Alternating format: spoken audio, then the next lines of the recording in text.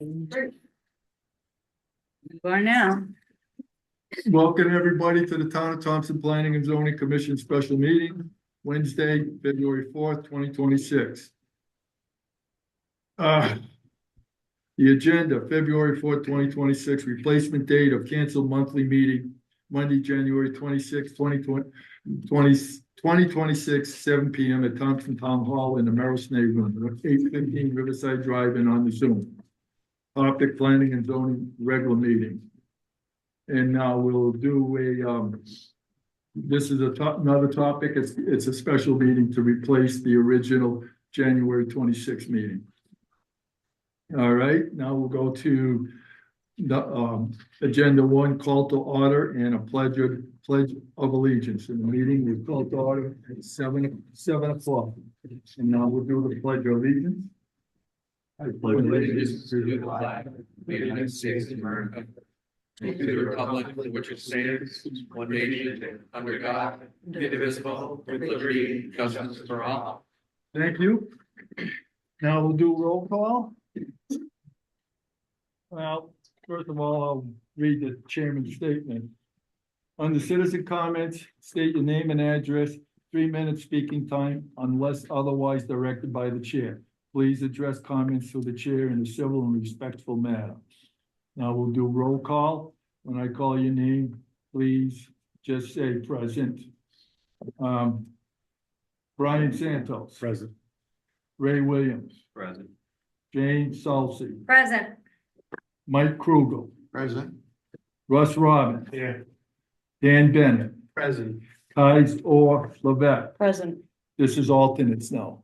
Okay, now I'm into the alternates.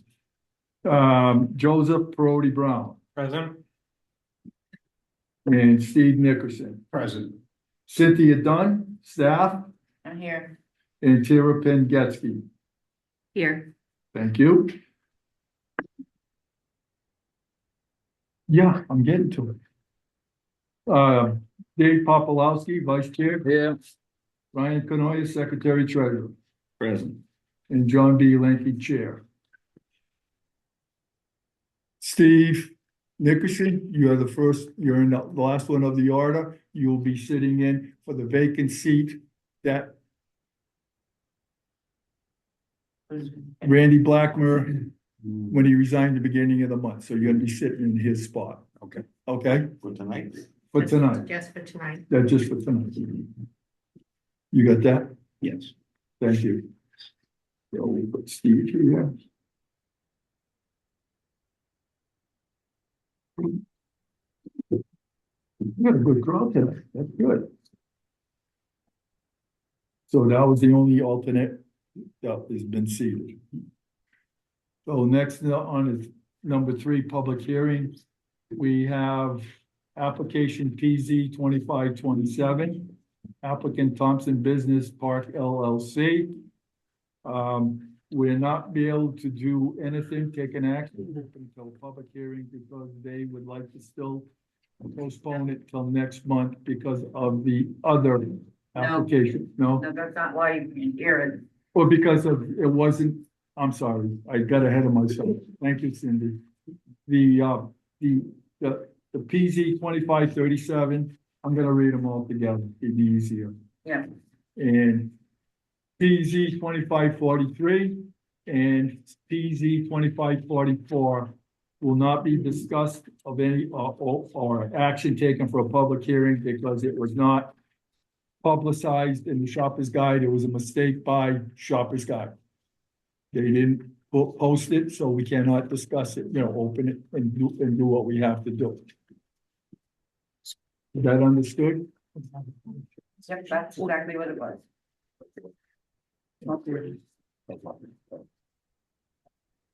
Yeah. We go to.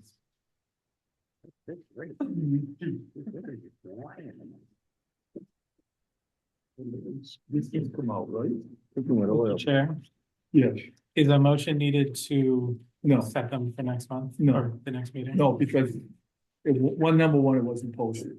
So we can just move it right up. And, to do the action. we missing one? Am I missing a page here? One. Okay, 4. Okay, I got it. Discuss public hearing, there's none. Because of the 3 applications. Number 5, citizen comments. Is there any citizens, any in the chat room? Ms. Tira? Yes, Valerie has her hand up. Go ahead, Valerie. Hi, Valerie Clark on Road. It's very muddy on this end. The microphone is not picking up, particularly not picking up Mr. Lenke. And I have not experienced that with the owl in the other meetings it's been used for. So something's happening there. And then I don't know if I'm allowed to comment on one of the applications. And is 45 still in the running here for tonight? Or was that one of the ones that wasn't published? That's the one, 45. you're talking P and Z 2544? Yes, 2545. Yeah, that will be coming up as application received. We're not there yet. Right? But it's just application received. Am I able to comment on it tonight? Or is that not going to be discussed tonight? It is gonna be discussed tonight. Okay, and so I just want to express my support for retaining business in town, and particularly this business, which has been a very good one and a long-standing one for the town. Thank you. Mr. Chairman, Go ahead. I'm even having trouble hearing from the owl. Can we lift that up maybe? And Get it up? And she was saying it was muddy at their end. Yeah, that's what it sounds, yes. Why, I don't know. Can somebody comment on that so we know if it's gotten better? I can say Well- something, and it has not gotten better on my end for Mr. Lenke. I don't know if it's improved now for you, Ms. Salzi. I can hear you a little bit better.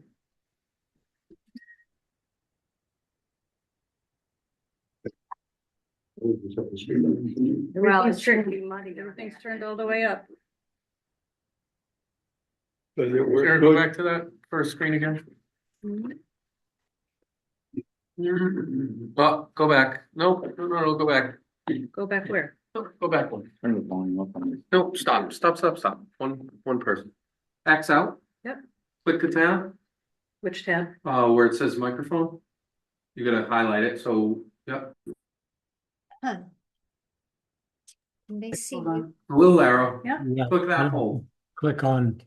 I already tested. Oh, Yeah. well, you don't, no, Last night it kept defaulting to another microphone and speaker setup, so that's why I'm curious. so you just, I can switch it to my laptop speaker, but. Yeah, this is the new, oh, you sit- Why don't you ask? the new, I can try it. Let's try it with the. Yeah. Luigi, the Yes. rep from Owl, can you give us an idea what the problem is here? It's sound speaker boost, maybe? What's that again, sir? Speaker This boost? gentleman, this is the rep from Owl Labs, yeah. Good afternoon, let me take a look Hooked here. on this. The remote people are having a hard time hearing us. So yeah, that's maxed up. That's, Your volume. We don't have an along. Yeah, That's what we got. Put it out there. aha, okay.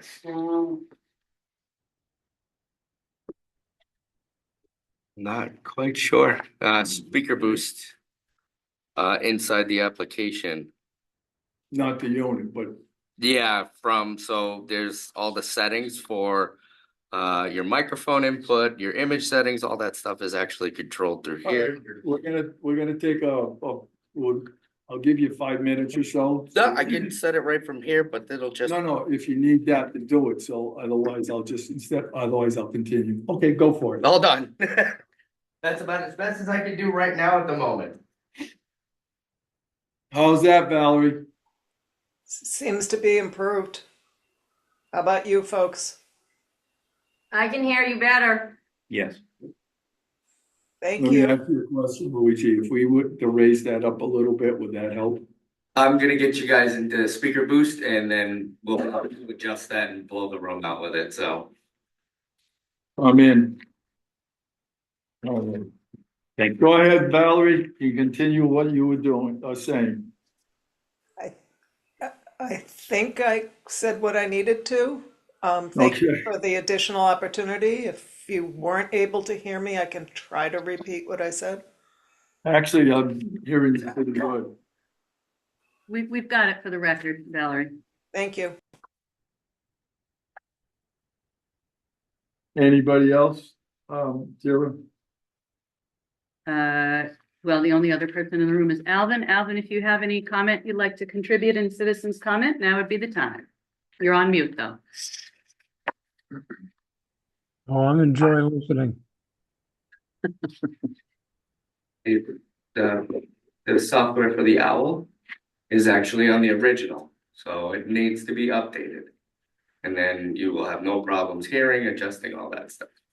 So you can adjust that anytime, right? Yeah, I was trying to figure out why you didn't have speaker boost already because you should have been all set up and I looked at the version of the owl. It's still it's never been updated, so we get it updated and you'll be How on. long will that take you? Right after this. Right after the meeting? Yeah. Okay, thank you.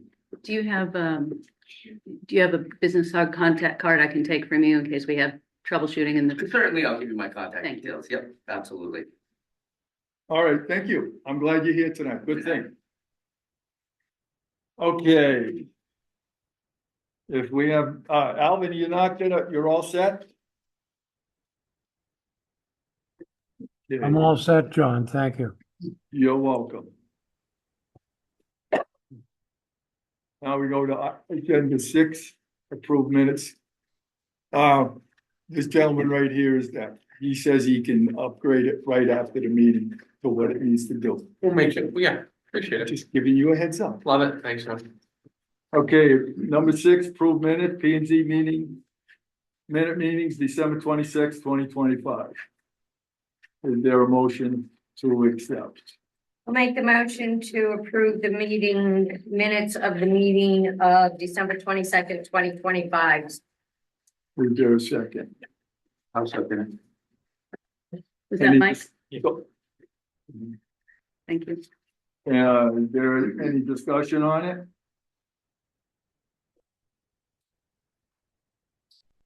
Hearing none, we'll take it to a roll call vote.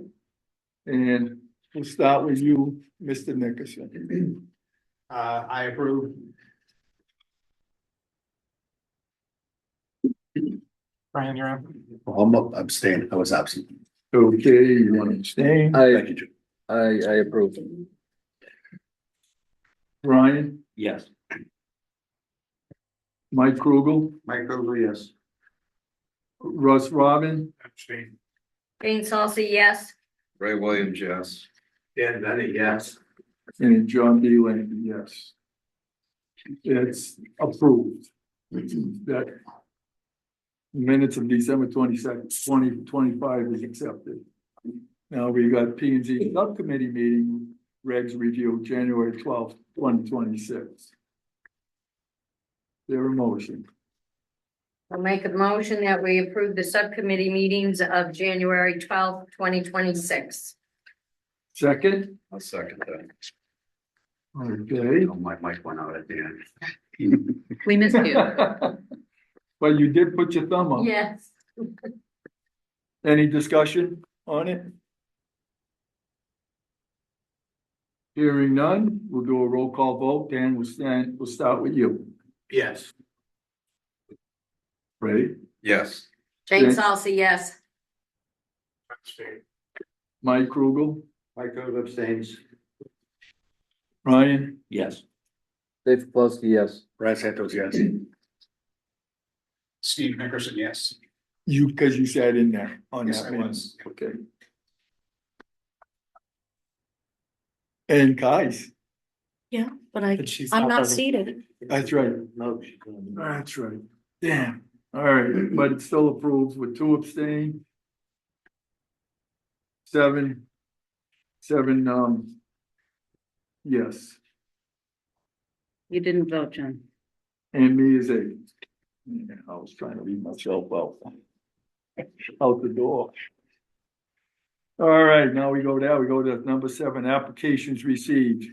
P&Z 2534, application Thompson Business Park LLC, property owner Joe Ridden Road. Map 65 lot 100 lot 40 zone BDD, 10.74 acres. Request approval of 259 unit self-storage facility. Constructed in 2 phases according to the zoning regulations of 275-10.2, number 20. Chairman, Mr. Chairman. Go ahead, Ms. Dunn. They want to extend this to next month because it coincides with the gravel operation application. And will that be, are they gonna still be within the time frame? That one, yeah. Okay. Is there a motion to continue application P&Z 2534 to next month? I'll make that motion. I'll second.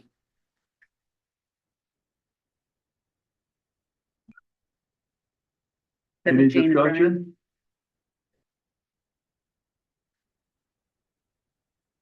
Hearing none, we'll do a roll call vote. We'll start with you, Mr. Nicholson. Yes. Brett said it was yes, sorry. There's a lot of bodies being skipped. Dave Pakulski, yes. Ryan Canary, yes. Mike Ogle, yes. Yes. Jane Salty, yes. Ray I Williams, was yes. like, And John D. Langley, yes. It's unanimous. Okay. Next one on the agenda. You will notify them? Yeah. Yes. P&Z 2545, applicant Ryan Crone, property owners Holger and Debbie Crone of 41 Hill Road, map 128, block 14, lot 1, zone RRAD, 16.771 acres. Request to expand current home occupation business to a neighborhood limited enterprise to expand and continue the operation of a tree service business.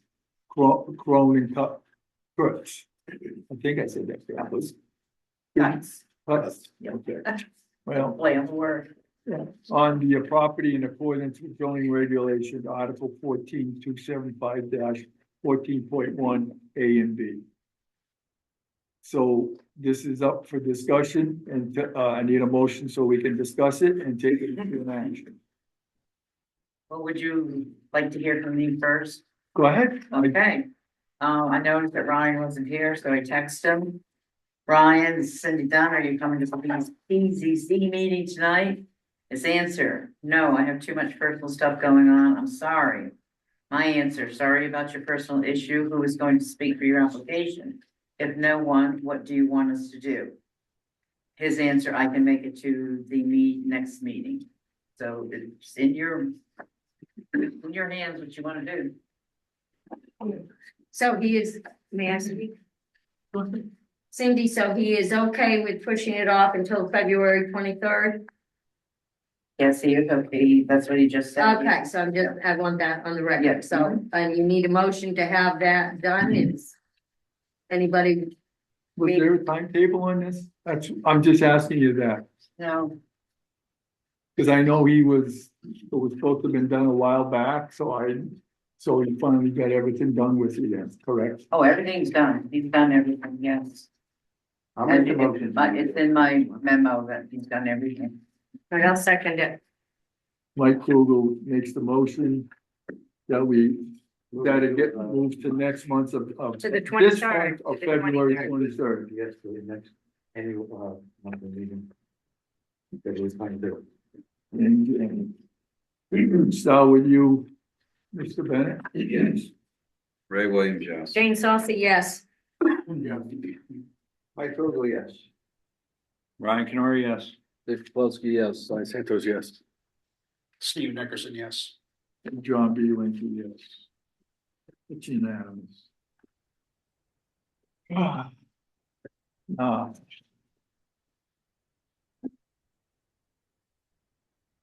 Now, PZC 2603, applicant Munford Construction. Oh, two. Skipped one. Oh, that's what I got. I got my brand new glasses on. You're getting on and on time. I'm sorry, I apologize for that.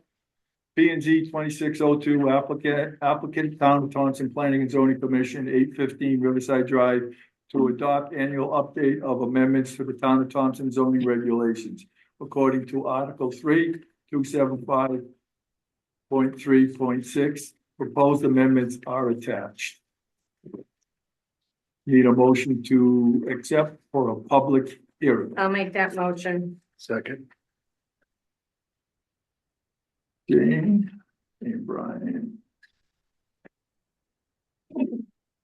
Any further discussion or set? None. We move. Start with you, Mr. Nickerson. Steve Nickerson, yes. Ryan Santos, yes. Dave Plosky, yes. Ryan Canori, yes. Right on that one. Mike, Michael, yes. Yes. Jane Salcy, yes. Ray Williams, yes. Dan Bennett, yes. and John B. Linky, yes. It is so moved to the 23rd.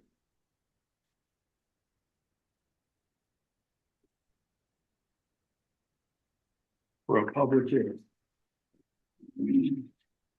Next one. On the P and Z 26-03, applicant Munford Construction, Gregory Munford, property owner of 437 Quadic Road, map 145, block 14, lot 5, zone RROD, 3.92 acreage. Request to subdivide property into 4 lots according to subdivision regulations, Article 3. Can I speak? Yes, you may. I received an email today from the engineer. And she requested that this application be held till February meeting to accept it for a public hearing for March because they're not finished with wetlands and conservation. So you do not need to accept it for a public hearing tonight. So we don't have to make a motion, and just let it go right to the next, till March, right? Is that what they want? No, it'll be on the February 23rd. 23rd agenda for the public hearings in March. That's what you want, Greg, right? That's what. I'll make that motion, John. I'll second that.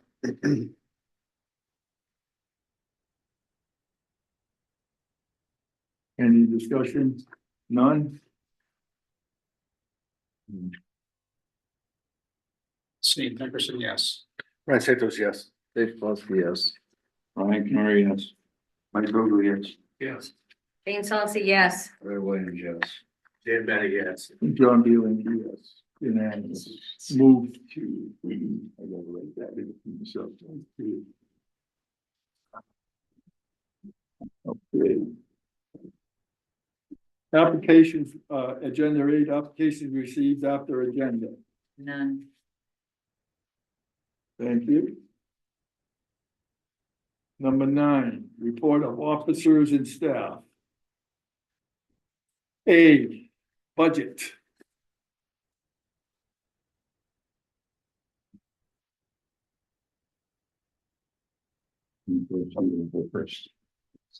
You wanna? Yeah. Okay. Go ahead. Well, I don't have much. I believe that I forwarded via email to you guys that we did get the notification that the registration for the CLCC conference is open. Based on whatever comes out of the budget report, it's That's this is Connecticut Federation. CLCC is the one at Wesleyan, the all-day one, Oh, yeah. the Connecticut Land The one where Conservation were Council. you there from 8 o'clock till The 4 all-day o'clock? one, Yeah, right. all day. The fee for admission is $110 each for early bird, which we're still in the early bird period. Once Ryan fills us in on your budget balance, we'll know how much there is for you guys to go, at which point I would recommend if anybody does want to go, vote to authorize the expenditure and, as before, I can, register everyone and put their preferred workshops in. I think you guys have enjoyed them in the past. It is a particularly well-done conference every year. It is all day. The date is March 21st, Saturday, March 21st. That's what I got. Any other stuff going on or just we're smoothing out?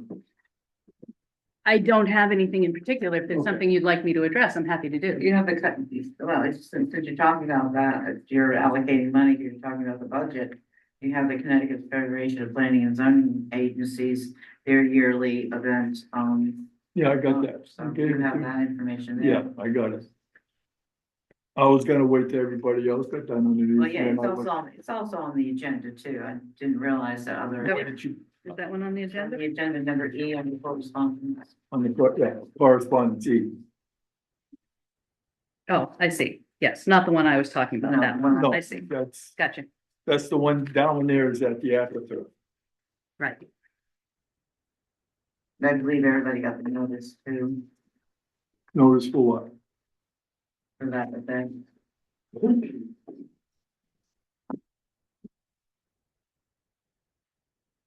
All right, go ahead, Cindy, if you like, do your report. He's still doing his Well, thing. oh, he's doing, okay. Yeah, he's just doing it. All right, so I had given you, an explanation on 1097, the court update on it. And since that was sent out, I received another court update. I did receive an email from the Superior Court, so it does work. If you put your name on there to be emailed from the Superior Court. And, so I believe the clerk, the sheriff tried to summon for 4 people, and actually it's actually 2, because 3 of the summons is the same person. Yeah. What? And that's the gentleman from Worcester. Yes, Davis Ayers. So they did not answer the summons. And the next step after not answering the summons is it goes to the judge, and the judge makes a decision on our wishes. Which would be to be able to go in and clean it up. Clean it up, $100 fine a day since June 19th. All the way back to June. Yeah, Huh? June 19th, not to 2025, yes, that's what I'm asking for. All you gotta do is get a question now. Oh, I'm sorry, is that 2 there? That's. Okay, here, I don't remember. It's kind of, and that Okay, goes on guys, together. Chair. Okay, we'll share. The silent part. Yes. You can take this. More important. Yes, that's what we're requesting. Go ahead, continue. And so the attorney told me that that once the clerk makes the decision on the summons and now sends it to the judge, that goes even faster than what beginning of this process went. So hopefully it'll be in a month or so, because this process started in September, and here it is January 29th. So in other words, my question to you is that you would be able to back all the way with the That's what fine. we asked for. That's what I'm saying. So that means, so from whatever time, if it was 4 or 5 months ago, we're looking at $100 a day. That ain't bad. June 19th, $100 a day, yeah. Go ahead. Mr. Donahue. As you know, I've been working on this pretty tirelessly with Cindy for other kind of logistical things. Would it be reasonable, due to the amount of failure to appears on here, not only are we gonna assess them, obviously you can't get money out of a stone. You know, I know this property is in foreclosure status. No, Oh, it isn't? no, it's not in foreclosure. No, he said that We did. Here, Yeah. Oh, I thought it had gone back into Oh, well, I foreclosure don't status. know that. Well, the only place you can find out, I'll check on the court record. Oh, I was under that, that it had gone back into foreclosure status. Okay, I will find that out. Okay, so that's a point. Would it be appropriate, as per the recommendation of the board, due to the amount of offenses and failure to appear, is there some acuity here? Is there a recommendation for a bench warrant for failure to appear? Given the amount of money that's at hand here? if you can find them.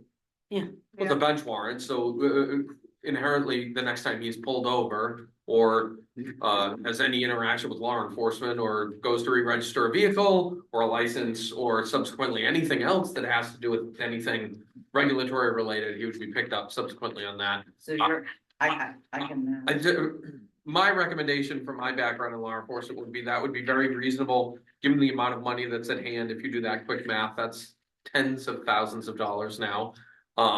In the fact that there is such a extreme case, I think I would encourage you as a board to maybe make that motion. Because number one, I think where was the last time the owner, they put I the money? believe he's either in South Carolina. So that bench warrant will go that far? Yes, long and short of it, yes.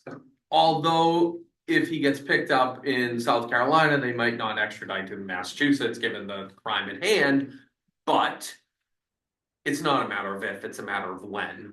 You know, it will catch up with this individual eventually, especially if it's not in foreclosure or pre-foreclosure status. Because if he's continuing to pay the note on this property, it is in fact his property. I would say that I would probably forego this if it was going into foreclosure status, because inherently it would be irrelevant because the bank would own it soon. And it's easy to deal with the bank.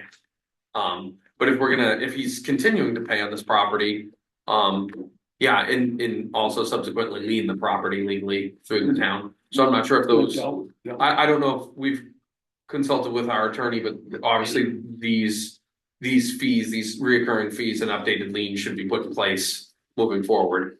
To make sure that if he does try to short sale that property, that we will be made whole. My question to that would be, since you were in law enforcement and all of that, if you talk to our tax collector and all of that to see if we could put a lien on the property, would that help? You know, now. Well, no, I think we should do that in addition. Well, I think there has to be a bill to put a. So the court hasn't given us the approval. Okay, so you're proposing as a motion to the court. So you're motioning the court to hold him accountable for $100 a day, Yeah. So obviously that's a good first step. When we do receive a judgment on that, which I agree with you, it should be rather fast. Yeah. You know, I would probably err a little more aggressively and request a bench warrant. You may or may not get it. But I think it's a good piece of the puzzle to actually get him in here and address this issue, because it's become a much larger issue. And I think as soon as we have that judgment regarding the monetary amount, that judgment will be same day stamped in and the lien will be processed same day. Okay. I'd like to personally handle this situation pretty aggressively, and I hope that, you know, you guys are on board with that. I don't have a problem with it. I think it's the best. Go ahead, Mr. Santos. I definitely support Nick on that, but I'd asked an email a couple of months ago. I understand the fines, $100 a day or what have you. I just want to make sure the term is injunction relief, legal standard. Like, if we're gonna go in there and do work, that's being paid injunction relief money. I just don't want any confusion when we get $100 a day that goes to something else. We need to clean the property up. Well, That's called injunction relief. So Yeah, so they'll be separate. The fines are separate. from That's exactly the my point. cost Of going in there and cleaning it up. That would be a separate charge. Yeah. And then you'd have a lien. And for that's that. called injunction relief. But Yeah. my point to you is, the email that you gave, our legal notice to them did not include injunction relief. that is a good point, and that needs to be added. I said that like 3 months ago. That term is not in there, so I'm worried that we're trying to get in there and actually do work and clean the place up. I don't see a process to get reimbursed for that unless we assign this $100 a day, which I think is something totally different. I agree with It you. is, it's a Totally separate different. motion, 100%, Totally different.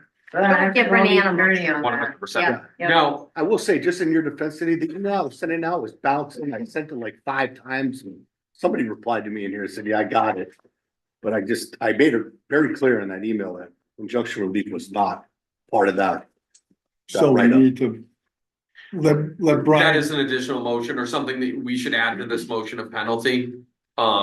I totally agree with that. I will say that there is a means to clean this up at extremely little cost to the town or no cost, but that's not necessarily fair, right? That's correct. I know Like- people will contribute. to Yes, but this. Legally, we should be asking. 100%, 100%. Because if you go in, if the town goes in, from my years of experience in working in salvage and everything, the town can go in and clean up what's good metal, find out, you can sell it and get money back from that. I'm just saying, Yeah, there's yeah. other ways of doing it. Although there is a very, very small return on this cleanup, which I would say would be marginally This is garbage. $500 or less in metal. If you were to hire a private contractor with dumpsters, which is already all set up at no charge. But if you were to market rate on that would probably be 10 grand, I'm sure, so yeah, I think it's very appropriate to assess that property and owner of that cost. And if we do get awarded that cost, which I'm sure any reasonable judge would do that in a separate motion, I think it's reasonable for the town of Thompson to collect those funds 100%. and use those funds as we see fit. But yeah, I think I agree with you. That should definitely be added into a motion for judgment. Yeah. Everything we can get from it, but this thing has been a thorn in our side. It's costing us a lot of time and money. Yeah. You can definitely relate the man hours that we've spent on this Oh, yeah. to an end result. Every day I talk to a citizen about that. There has not been a day, Monday through Friday, where I haven't. That topic hasn't come up since before I've gotten into office. We talked about it on the radio.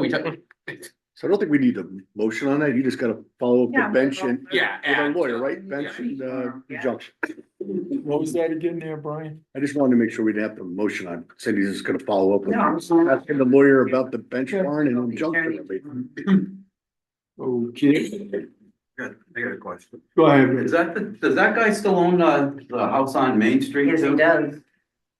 Then Yes. Isn't there a lot of work going on That, that? that house is condemned and there's a lot of work. And one day I stopped by to talk to the carpenter that was doing the work. And I asked him, how I could get in touch with, Davis. And he says, I have no, he says, well, he didn't say he didn't have any idea. First I asked him if he was Davis, which I knew he wasn't. And I said, oh, he's not returning my calls. And he says, well, he called me up. He tells me where to go here or over 1097 to do repairs. I call him up, notify him that the repairs are done, and then I get a check in my account. So he is paying attention to his contractor. He's local. Yeah, Where's the check coming from? I don't feel that I have the authority to ask that. How's he got a permit? He's working, you'd have to ask the building officer. So if we do end up putting a lien on any property, that would inherently put a cease and desist on all current and future permits on any property on that individual's name. So I think it's definitely an imperative action that we cross our T's and dot our I's and get this to either the magistrate or the judge to get a judgment sooner rather than later, which I would assume you'll probably have a quick turnaround on that. Okay. That I think will have a bit of a domino effect, but depending on how they rule, I think worst case scenario, they give us our penalty fee per ordinance and statute, and maybe our cleanup fee, and then a bench warrant on top of that, which will have a sincere domino effect on this entire situation. So I will talk to the building officer to see what he's requiring for 47 Main Street. Okay. All right, Mr. All right, let's do it. So here's the budget report for, this is through the fiscal year, December 31st, 2025. We have an available budget currently of $28,230.80. Percent used is 43.4%. Year-to-date expenditures of $21,615 are out of our total budget of $49,846. For the period, we did have expenditures, and expenditures are broken down here on the sheet that you have. Shopper Sky legal notices are the majority of the line items at the top. And we have a printing and publications, year-to-date expended of zero on this one, and office supplies, books and periodicals as well. So like I said, the total available budget is still $28,230.80 because we are on a non-traditional fiscal period. What else? We want to talk about the budget that's coming up. So it is budget season and I'm going to be presenting the budget to the Board of Finance and the Board of Selectmen. And I do have the spreadsheet here. So what I wanted to do was just go through the line items real quick to make sure that everyone is in agreement with the numbers on here before it's presented tomorrow night. Before you, when you finish, could you please send that spreadsheet over to me by email tomorrow? Sure. Yeah, you were on the email too. Okay, thank you. It's the same You didn't spreadsheet. receive it? Well, I have one that Bill and I worked on. So just to be clear with It's the same everybody, spreadsheet. yeah, just to be traditionally in the past, and I'm not exactly sure how your board of commission, usually you guys work together. Cindy is the career position submits that by a certain deadline, which was due like 2 weeks ago. It was 116. What's that? It was on 116 on notes. Yeah, no, oh yeah, 116, January 16th. January, yeah. So I know Cindy had input those numbers. I'm not sure if you guys have, respectfully, I'm not sure if you guys have conflicting numbers, but those numbers have already been inputted and whatnot. So we have those numbers put in weeks ahead of time before presentations, so then we're good to go. Obviously, you guys are presenting in less than 24 hours. So that's all, just Yeah, sure. So to Nick's point, there were no changes. I did review it and it looked fine. So I didn't see Okay. any need to make any Look, it revisions was to it. only a 3% increase that I saw because it's from what the union's getting. Yeah. You go across the board, which is a Yeah. smart thing to do. yeah, and we're obviously, I think your budget's pretty healthy. I don't foresee any. Yeah, we had an excess last year. That's why we were able to get the owl. Yeah. The exact number year over year is 2.24%. So it's about 3%. The 3% increases are on the salary line. If anybody is interested, I can read the numbers through, or I can just do the presentation, but I can do it pretty quick. Planning and Go for zoning, it. planning and zoning secretary, $5,168. Zoning officer, 38,644. Shared admin is not a line item, so those salaries are 3% increases across the board there. Makes for a total of $43,812, up 3% year over year. Professional affiliations, $200. That's a 25% increase over 26. Travel zero, meetings and fees is $250. Telephone zero, because we have cell phones. Professional services is $29.50. That was the line item that we had used last time, and that in the notes column over there, it says there's anticipated need for engineering services or legal services, so that's where that line item would come out of. Advertising budget's $2,500. Printing and publications is $800. So for that line item category, professional and tech services makes $6,700. And the last portion is other, and other is comprised of office supplies for $250, books and periodicals for $200, and that makes $450 total. So the total budget that we're going to be presenting tomorrow, that I'll tell the Board of Finance, is $50,962, and that is an increase of $1,116 year over year, or 2.24%. And that is the exact numbers that Cindy used, because it does say on here that the budget was developed with CDON on 1/17/26. So that's the breakout that we're looking at. I also just want to add a little point here about how things were done in the past. We did take some time to do some research on this topic.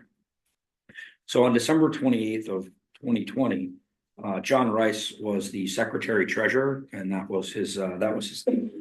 So what John Rice did was he basically asked the P&Z if they would authorize him to negotiate the budget. And on that day, on December 28th of 2020, John Lanky moved, C. Nelson did make the motion to authorize John Rice. It was voted on, and that set the precedent for Secretary Treasurer to be presenting to the Board of Finance. So I just wanted to clear up any there was any error around that.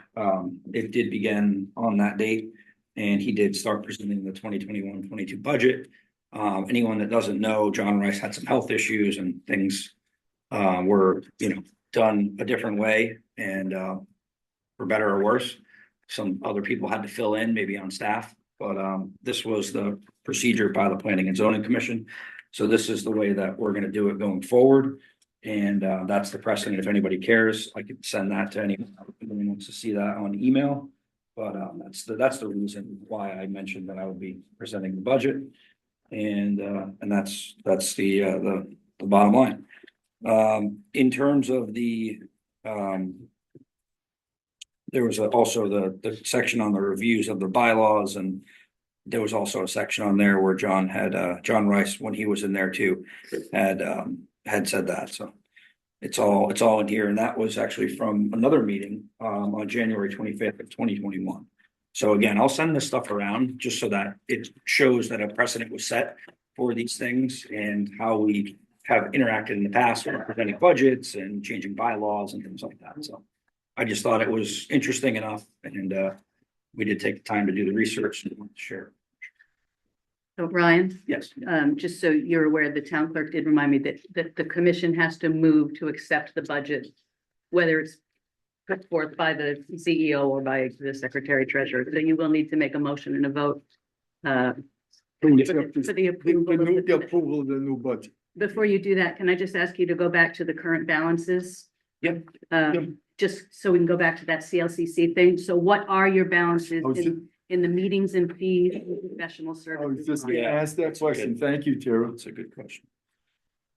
Meetings and fees right now is showing $250. And how about and- professional services? And professional services is showing $160. So you can afford to send 3 people to CLCC if you choose to do so this year. Otherwise, and anybody else who would want to go would have to do it on their own dime. That's March 20, that's the March. That's the 26th. March 21st one, which again, 21st. those of you who have gone have enjoyed it, Yeah, but that's a there's good one. also been more available balance. We've also, in the past, we've pulled from other areas if we needed to. So, when we had an excess for the owl, we pulled it out of professional services. I mean, there is the ability, if there's more people, I'm sure that we could figure it out, and we could probably pull from a section if there was an excess demand of more than 3 people. But why don't we see who wants to go first and then see what the numbers look like? It would be my guess on that. Reasonable.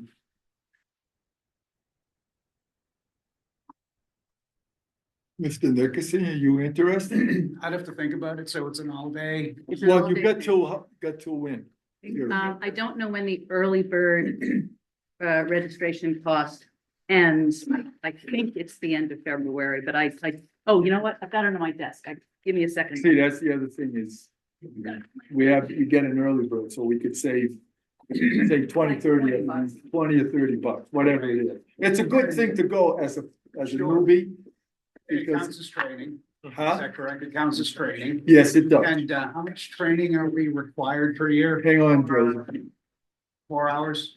Okay, so I think I have 400 hours. But 4 hours will be interesting. Yeah. Hopefully we'll have a town vehicle back by then that you guys can take. Early bird registration fee is through February 22nd. So that's the And day after that, it before. goes from 110 to 125. Which, given what you've got in your kitty, you'd probably want to take advantage of. Go ahead, Joseph. I was just going to ask if there's a cost associated with the CFPZA Yeah, dinner as well. $70. So if we're looking at both these events, we should be cognizant of the budget. But we pulled it out of other, it's For both. fees. That's what I was saying. I think in the past, you've had more remainder in your professional fees because to Ryan's earlier point, you expended that to purchase the tech. So now there's less available. You think we can get it out of the first elections office? I am pro training, so I'm, no, honestly, no, I'm it's sincere. No, I know it's a joke, but no, I'm pro training, so I very much encourage that. So if it's a small amount of money, I'm sure we could do something unique. You don't know what you ask. Just for good order, the amount that we spent on the owl was 1847. So it's $1,840. Yeah, we saved what, about $400? It was more than that. It was 2,500, I think was the top one. Go ahead, Joseph. Ray had his hand up. Oh, I'm sorry, I wasn't. Well, I was just gonna make a comment about seeing a lot of the other boards are using the owls. Should we ask them to kick some money back to help us with going to these conferences? That is a tough question. I think, Him and I gonna- although I can relate to you on that sentiment, I think respectfully, we are all one town, and it does all come from the bigger amount. But we all have our own budgets too. I agree that, and we all equally have to get cut equally too, and it's, we're looking at what are we looking at currently right now? $3 or $4 million increase You right know now better than I do. across the board. 2.1 with school alone. I don't know if it's the best of times to play the semantics money game. He asked the question. I know, and I respect it. I get it. I think, yeah. Like, I think we all kind of work in a partnership, like, so if we were to say that, like, oh, can other boards ask for money? Well, then it's like, well, who's paying for the lights tonight? Who's cleaning the floor? Who's paying for that? Like, so we could get really tit for tatty. I don't necessarily think that would be a great thing, though. Right now, the Sets a time, bad precedent. it's setting a bad example because of what we just went through last year. Yeah. And it won't look good going forward. Hey, who knows? And I get it, but I think we should culture an environment of working together in sharing resources. And like I said, if you need some money to get training done, it's important to me. I'm sure we can find that money from somewhere, but I don't necessarily think we should do it by assessing other boards. I think we should really, like I said, culture an environment of working together and sharing resources and being fiscally responsible and stuff like that. Just my 2 cents, but I do respect your sentiment on that, and I can relate to that. Well, your 2 cents is valuable because you're the chief executive officer. We're a team here. That's right. Well, just out of curiosity, in a perfect world, how many people would want to potentially go? 1, 2, I'd go again. 3, 4, 5, 6. Brian, I can't go. We're still talking about. I'm not going. I did 5 years. I have in a no row. hands count. That's why I'd rather see. So it's worth it. possibly, Can we go watch? so possibly as many of 7 of you, you can cover 3 out of the existing budget. If the first selectman is willing to say that we can find the money elsewhere, and I'll pay for mine out of my budget, that's fine. I'll pay for mine. I can pay for my own. I'm sure we can find unique ways, right? We've been able to find ways in the past, and that is by And going through our budget, finding where we can make a few little cuts, and we have been able to do it. Yep. So that nobody's. And had I know to pay out of their pocket. I know we're paying Cindy some of the recording secretary money, but I don't think it's the full amount. No, it just. So we have some money left over I there. was gonna ask you, I was just gonna. ask Like, that. so, yeah, we'll make it. There's a way to do There's a it. way. We've always found a way to do it. And now that you opened the door on that, just to let people know that we had Interview. an interview tonight. I was there with Nick, Tara, and Cindy. Marie. And Marie, the HR person as well. We hired a recording secretary.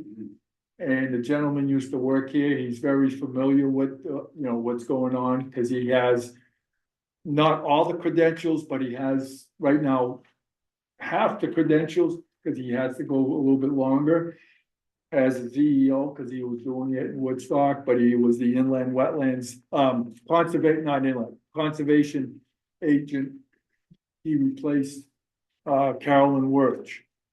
So he's got the background and he's gonna fit, and I was very pleased. Yeah, I think I was highly, I don't know, impressed by his resume. Yes. And his extensive experience as a recording secretary on boards and commissions. What he was telling me before we went in, I asked him a bunch of questions, and he's working to get the full certification of the CEO. Yeah. So if we have somebody down the road that's gonna retire, I was thinking the same. that he could just fall right in. You never know. You never know. Well, we're gonna miss her. Absolutely, there is, So just before we move on from the topic at hand, yeah. Go ahead, um, Joe. Yeah, well, so Hang on I a was gonna minute. say, you said it's a 110 for 110. 110, and how much for the, 70. do we know how many people would be interested in the, I'm gonna go to that's the 7th. Yeah. Hmm? Thursday, May 26th, March 26th, What time? Yeah, they're always very close to one in the, another. in the evening. 5 the dinner. o'clock, Did you? Cause I got the thing right here. 5 o'clock in Southington, Connecticut. That won't work. Thank you. That's the dinner thing, right? At the. Yeah, Yeah, at the Aquaturf. yeah. To me, I like going to that one, but. You went with us last year, Mike, I was. we picked you up. Yeah. We got off early Now get up to 4 o'clock. and we waited for you. So were I in a position to make a motion at this meeting, I would suggest a motion to authorize the expenditure of up to $1,000 from our budget and potentially with the help of the first selectman's budget for the CLCC and CFZ Cause I gotta read it into. events. But perhaps somebody who is in such a position could make that motion, Mr. Giancarlo. Maybe we should add that it could also come partly from the recording secretary, since we didn't have. Well, sorry, starting with our budget, right? Yeah, Starting with our starting with budget. ours and then Mhm. the overflow.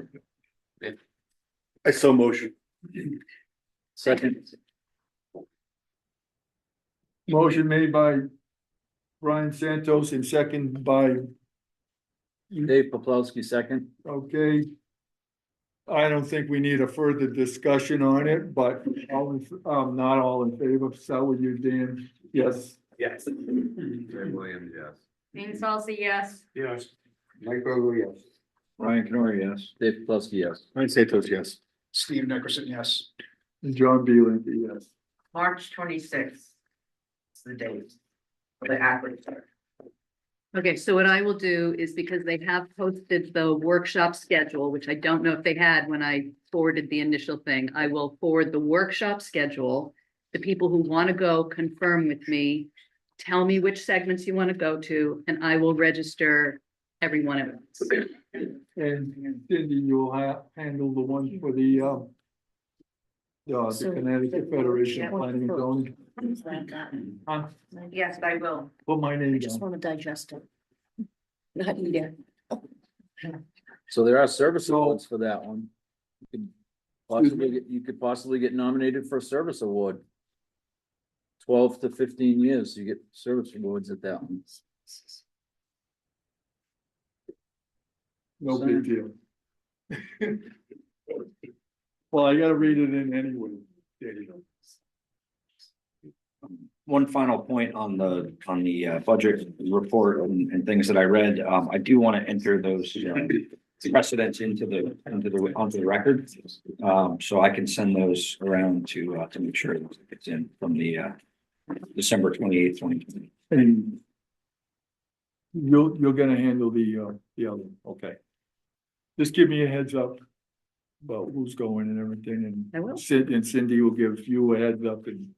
Well, if everybody gets those choices to me before the February regular meeting, then I'll just confirm it's February regular meeting, who's going. Okay, I Okay. appreciate it, thank you. You got it.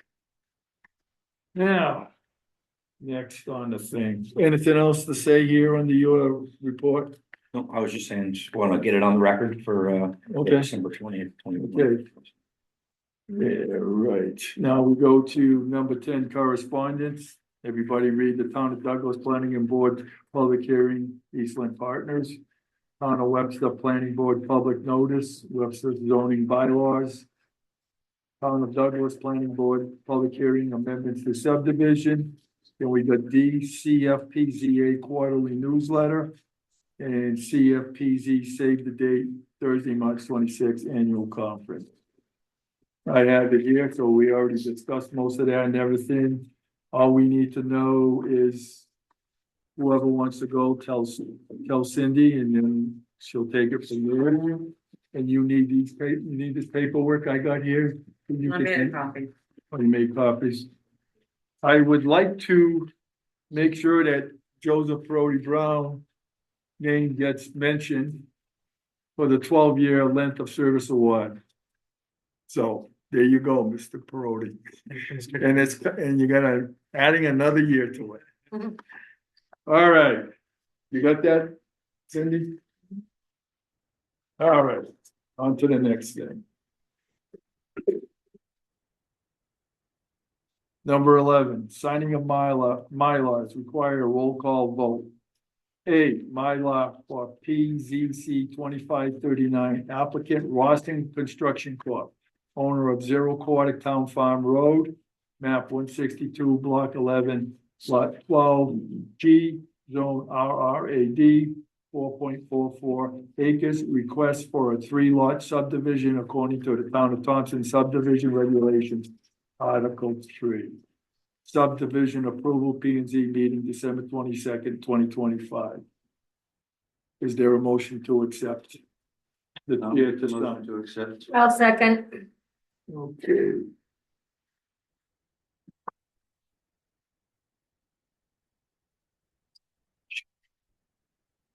B. Now we take a roll call vote. Go ahead. Dan, yes. Ray Williams, yes. Jane Salsa, yes. Yes. Mike Vogel, yes. Brian Ferry, yes. Dave Popolski, yes. Brian Santos, yes. Steve Nickerson, yes. And John B. Lincoln, yes. Unanimous. Next one, B. Mylar for PZC 2541, applicant Gregory Munford, property owner of 120 Quarter Town Farm Road, map 154, block 7, lot 17, zone RRAD, 1.851 acres. Request to subdivide property into 2 lots according to the Town of Thompson subdivision regulation, Article 3. I'll make a motion that we accept 2541. So I mean, to have you sign, my laws. I'll second it. Raise, James. So will you, Mr. Nickerson? Yes. Brian Santos, yes. Dave Popolski, yes. Brian Ferry, yes. Mike Vogel, yes. Yes. Jane Salsa, yes. Ray Williams, yes. Dan, yes. And John B. Lincoln, yes. Approved.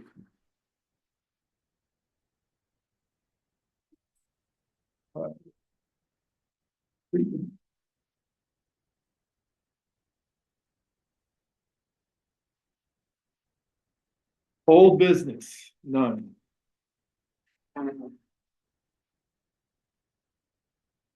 New business, number 13. Resignation of P and Z member Randy Blackmer. We have his resignation letter here. I'll read it in. It was December 30th, 2025, when he gave it to me. And it says, "Dear John Lincoln, please accept this letter as my formal resignation from the Thompson Planning and Zoning Commission effective January 1st, 2026. It has been a privilege to serve on your commission. Due to recent personal commitments, I am not able to dedicate the time and focus that this role demands." And I like to say one thing, this gentleman here has been with us for over 50 years. We gave him a plaque and all that stuff. Well deserved. I hate to see him go, but you know, his personal commitments, I guess, are personal and he needs to deal with it. So I need a motion. I'll make the motion to accept his resignation letter. Jane, second. Second, nobody. Can we reject it? No, you don't actually have Can to we drag make, him back in? you don't Well, actually have to make a have motion to. to accept Yeah. the No, resignation. it's already been done to the town clerk, so you don't need it. Yeah, Yeah. Discussion. Right. just going through the For the motion, discussion, okay? yeah. All right, now we go to B, alternate member replacement of P and Z member vacancy. So we have 3 members, but we need to ask Kaiser Levesque, since she's the senior of the alternates, you have the right of first refusal. You understand what I'm saying? So you can either say yes or no to accept Randy Blackmore's seat for 2 years. Yes, I will take it. Okay. Okay, Kaiser is accepting Randy Blackmore's seat. I'd like to make a motion to nominate Kaz. That was Okay, Ryan? Yes. I'll second that motion. and Ray. Do you want to discuss it or not? We move right on and vote. Start with you. Yes. Okay, Brian Santos, yes. Welcome back. Dave Popelski, yes. It's good to be Ryan back. Knoyer, yes. Oh, I'm sorry, Mike Kruger, yes. Yes. Let me think on that. Yes, yes, Ray Williams, yes. Dan Bennett, yes. And John B. Lincoln, unanimous. Yay.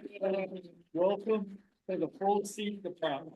Don't worry, I won't raise hell. Oh, by the way, one more thing, you were nominated for something in the state of Connecticut. Yes, I- With the, what, I read it, Mom of I'm the year? sorry, Yeah. explain. I have just joined, I don't say much of this because I don't want to get shot. How are you gonna get shot? We'll protect you, we got our ex-officer. So yes, I am a Republican. That does, keep that out of this. You're a person. Secretary Brooke Rollins, under the Trump administration, has nominated me as sit on the FSA Farm Service Agency at the state level. So I sat at the Wyndham County level for about 5-6 years, and you can only sit at the level so long, and then they kick you off, then you can jump back on. But you have to be off for at least 2-3 years. So they came to me, I was packing the corn silage pile this past fall, and I got a phone call from Rob Sullivan, which sits as the head executive director of the FSA office in Talland County, and asked me to sit on the board with about 5 other farmers. And they pick they want a farmer from beef, dairy, grain, vegetables. So the Lipton's out in Somers, Connecticut is the only other one I know personally. That's sitting on the board with me, and he is the chair. So I am under the role of an FSA, just hired. Congratulations. I would have liked a picture of my name going across the desk of Secretary Rollins, but I didn't get that. So, Congratulations. thank you. And it's something that you deserve, because by being in the farms, and you are replacing somebody of 50 We years. work very closely with FSA, our loans, we have loans through FSA. NRCS, Natural Resource Conservation, we work very closely with that. So we go at the state level to talk about anything that the Wyndham County FSA can't decide on. We, as a state board, will get that. You could either push it through Yes, or whatever. yes. So, That's good. That's good. I'm pretty excited. We haven't had our first meeting, and actually I just got vetted yesterday. I'm actually, You went to the vet? yeah, literally. Yeah, no, I am actually a legal citizen of the United States of America. Yay. Congratulations. I had to prove that. So, Once again, Kaz is making Thompson very proud. Yeah. For y'all digester in the state and now that, so. Yes, well, I hope Should to be keep very making Thompson proud, so. Well, there is a couple other biodigesters down in the mid, but they're older versions, Yes, correct? yes. You are the newer version. The dairy, we're the first dairy. Dairy, correct, Yes, correct. See, that's, with food waste. So, hey, you gotta do something with food waste instead of putting it in the ground someplace. so anyhow, so that's my, besides being a mother and a dairy farmer, that's, There's nothing wrong with that. no, nothing wrong with Hey, it. you gotta think of your town. I know. That's what it's all about. Yeah, so- All right. Thank you very much. And Thank you. again, congratulations. Thank you. Okay, C, amend P and Z site plan approval. PZC 2306, issued 3/3/2023. The Hans is here, Hani is here, the owner of the property, but just to give you, a brief follow-up on it, it's in the Thompson Corridor Development District. The first permit he got was for the cannabis, which, did not, take place, and then he came back for a permit to, use it as, business and professional office, so he has a site plan for that. And the table of uses, in the beginning, it says the following uses are permitted in PCDD under the level of review indicated in the tables below in accordance with the requirements found in Article Article 4, 275, 4.4. When more than one use is proposed for a site on the same application, that is residential, retail, mixed use, the higher level of review shall apply. So he's asking to have 2 apartments upstairs and then have office space downstairs. And so the office space is the higher level of review, which you've already given him. And so he just wants to amend the site permit to include office space and 2 apartments. Is that correct? Have I explained it correctly? You're gonna boom me away after guys, I can't talk. I'm not gonna say Ryan, you guys talk about it.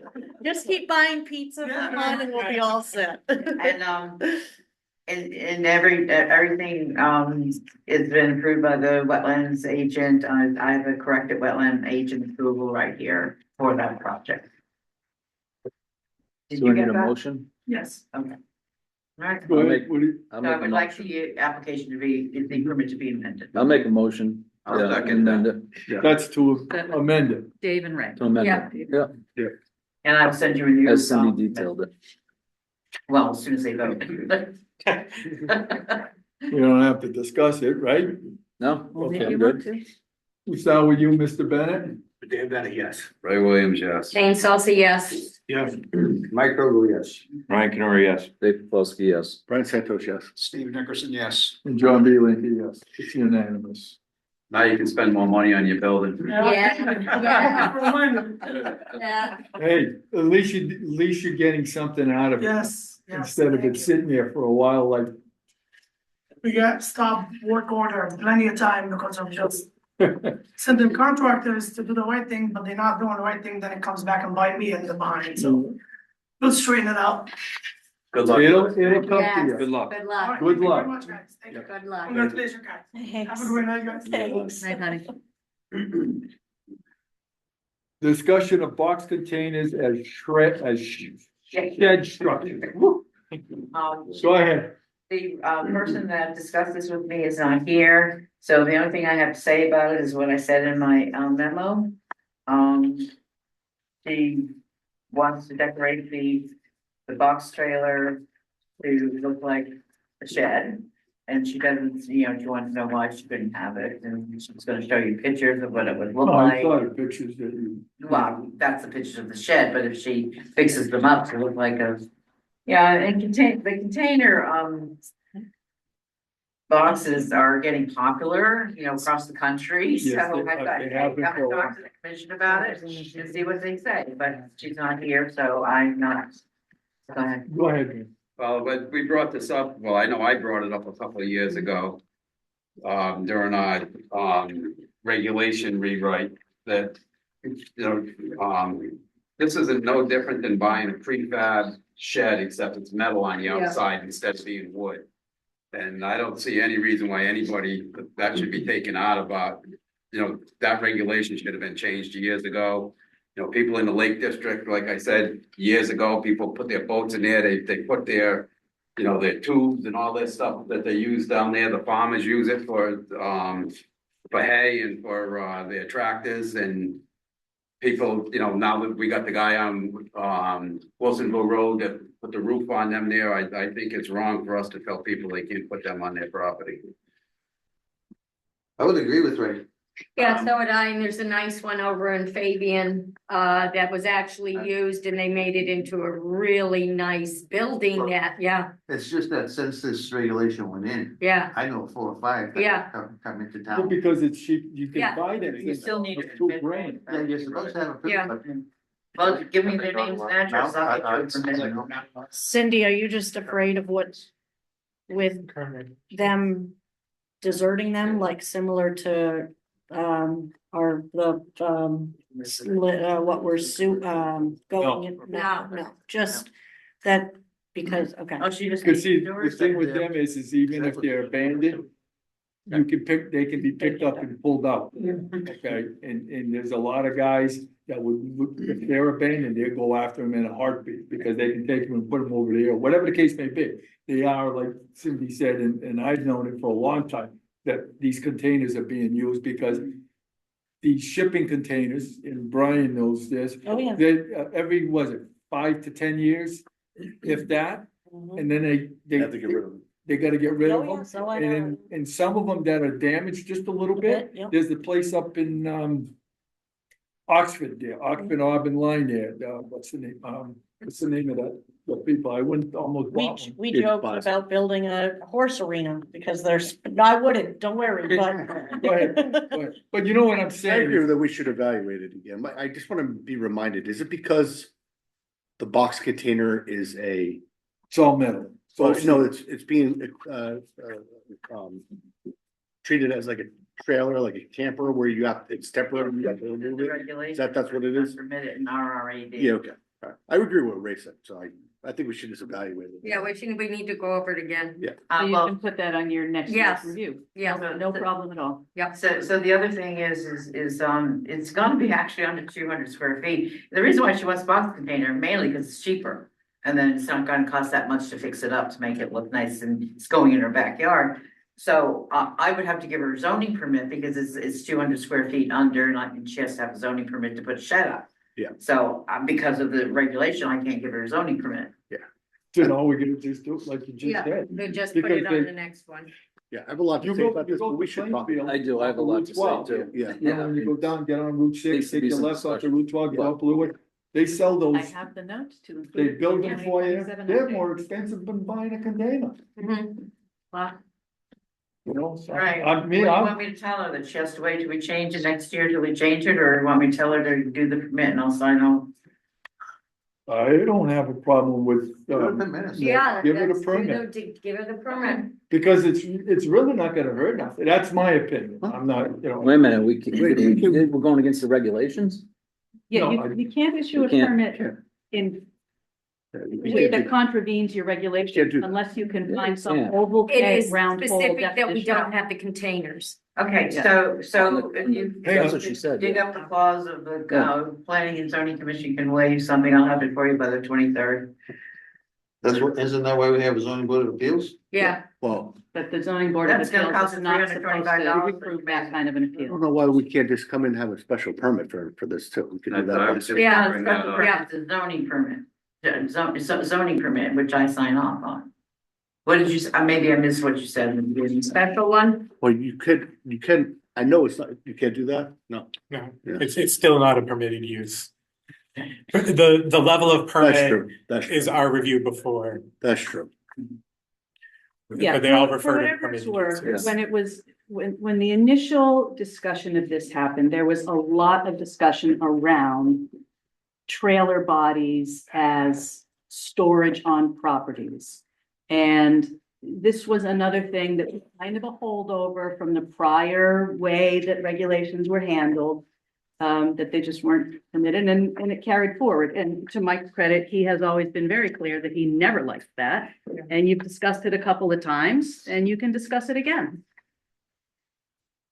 Well, like Ray said, I'm sorry. Go ahead. No, he was first. What did I just He's say? been jumping at the thing. He can chop all he wants, go ahead. Well, it's like Ray said, even though it's a different purpose, we allowed the structure on Wilsonville Road to go up. And it's still using the container sheds for boxes or whatever you used to call them. Yeah, you put a roof between, Yeah. on the both for that We reason. allowed that. You might consider putting standards on your, regulations, standards for how they look. Yeah, that's. You don't need this, Well, there needs to Dave, be you a don't need one, permit. do you? No, well, yeah, because I can read it, oh, you don't have enough? If I don't, I'll go make Yeah. copies. Depending on what exactly you're proposing, there might. Can I not ask my an question? oval Go ahead, peg. go. For you to clarify to our newer members here and quite We can frankly share. myself, You can take it. is this, so we're talking shipping containers right Yes, now? that's- Whether it's a one trip or a very used one. Currently, are we talking about residential only? Are we talking about all properties? Can you just clarify for some of our newer members?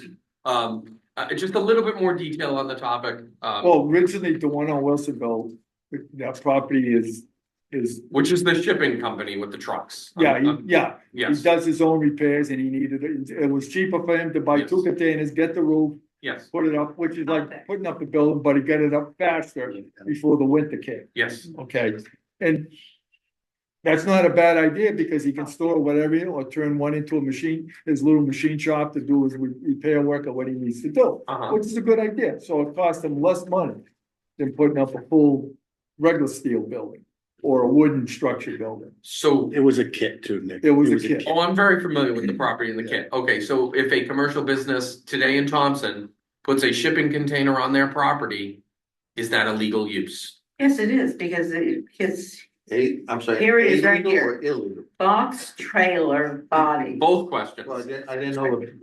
A legal. Okay, what'd you say, Cindy? Box trailer bodies are prohibited in all primarily residential districts, rural residential, common residential, Thompson College, common village and lake districts. So that means you can have box trailers in all your commercial districts. Cause what I like, and please forgive me if I'm interpreting this wrong, you were saying box trailers, bodies. Yeah. In a shipping The container. box trailer To body. me, that is two completely separate things.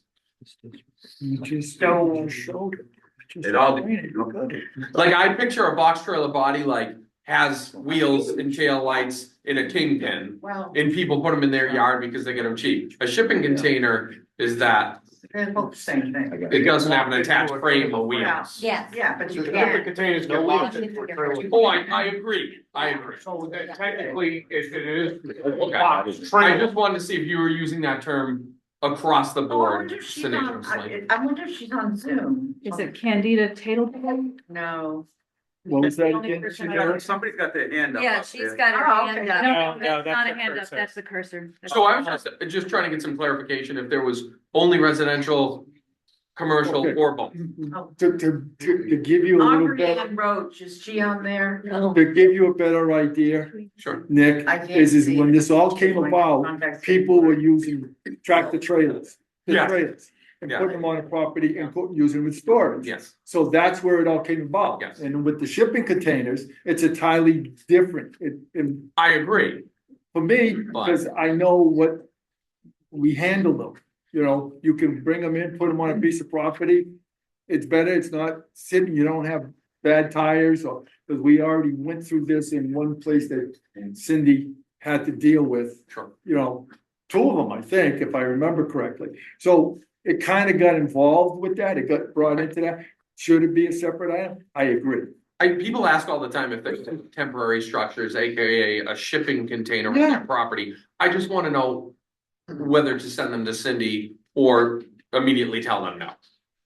Send them to Cindy. Yeah. Okay. You're better off to Okay. take, but because, yes, we do need to address that issue. Okay. I think it is a good issue to address. It's a very popular issue and it needs to be So addressed. you, yeah, It's so, getting more popular. What do you think? Well, Should so it, you we need to to- address that because I think it's a very, because they got different sizes. Some people only want 10 feet, 20 feet, 30 or 40. High cube, short cube. Yeah, but I'm just Gray saying. fan. okay, Go ahead. I have the regulations up.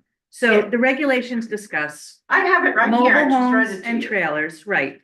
But to Nick's point, it is actually silent on shipping containers. It speaks to trailer bodies specifically and storage pods as temporary. Right. But a shipping container is separate. And I will say this, you and I have discussed outside the meetings when people have said, can we have one of those shipping container homes? And our response to those people were, we don't care as a zoning commission what materials you use to build your home as long as it passes building codes. So I Correct. would say that on the narrow topic of shipping containers, your regulations are silent. And that you could make the case, if this commission were comfortable with it, of saying that you could treat a shipping container like a shed.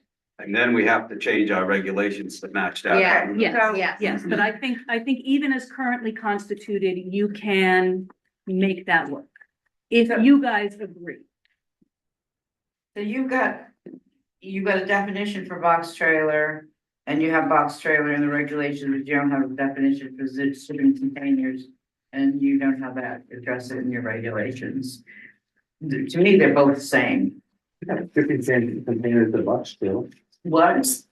Shipping container at the box trailer. Yeah, exactly. Hang on, Cindy- Joseph. Cindy, for clarification, for clarity in this meeting, could you read please the definition of a box trailer? Box trailer. And, I'm sorry. Okay, I'll hold, can I hold for a follow-up, Mr. Chair? All right. Go ahead, Cindy. A Sorry. box trailer, also commonly known as a box body, is a special body with solid walls in the form of a closed box on a vehicle. The box body is usually firmly attached to the chassis. However, there are also box bodies that are removable.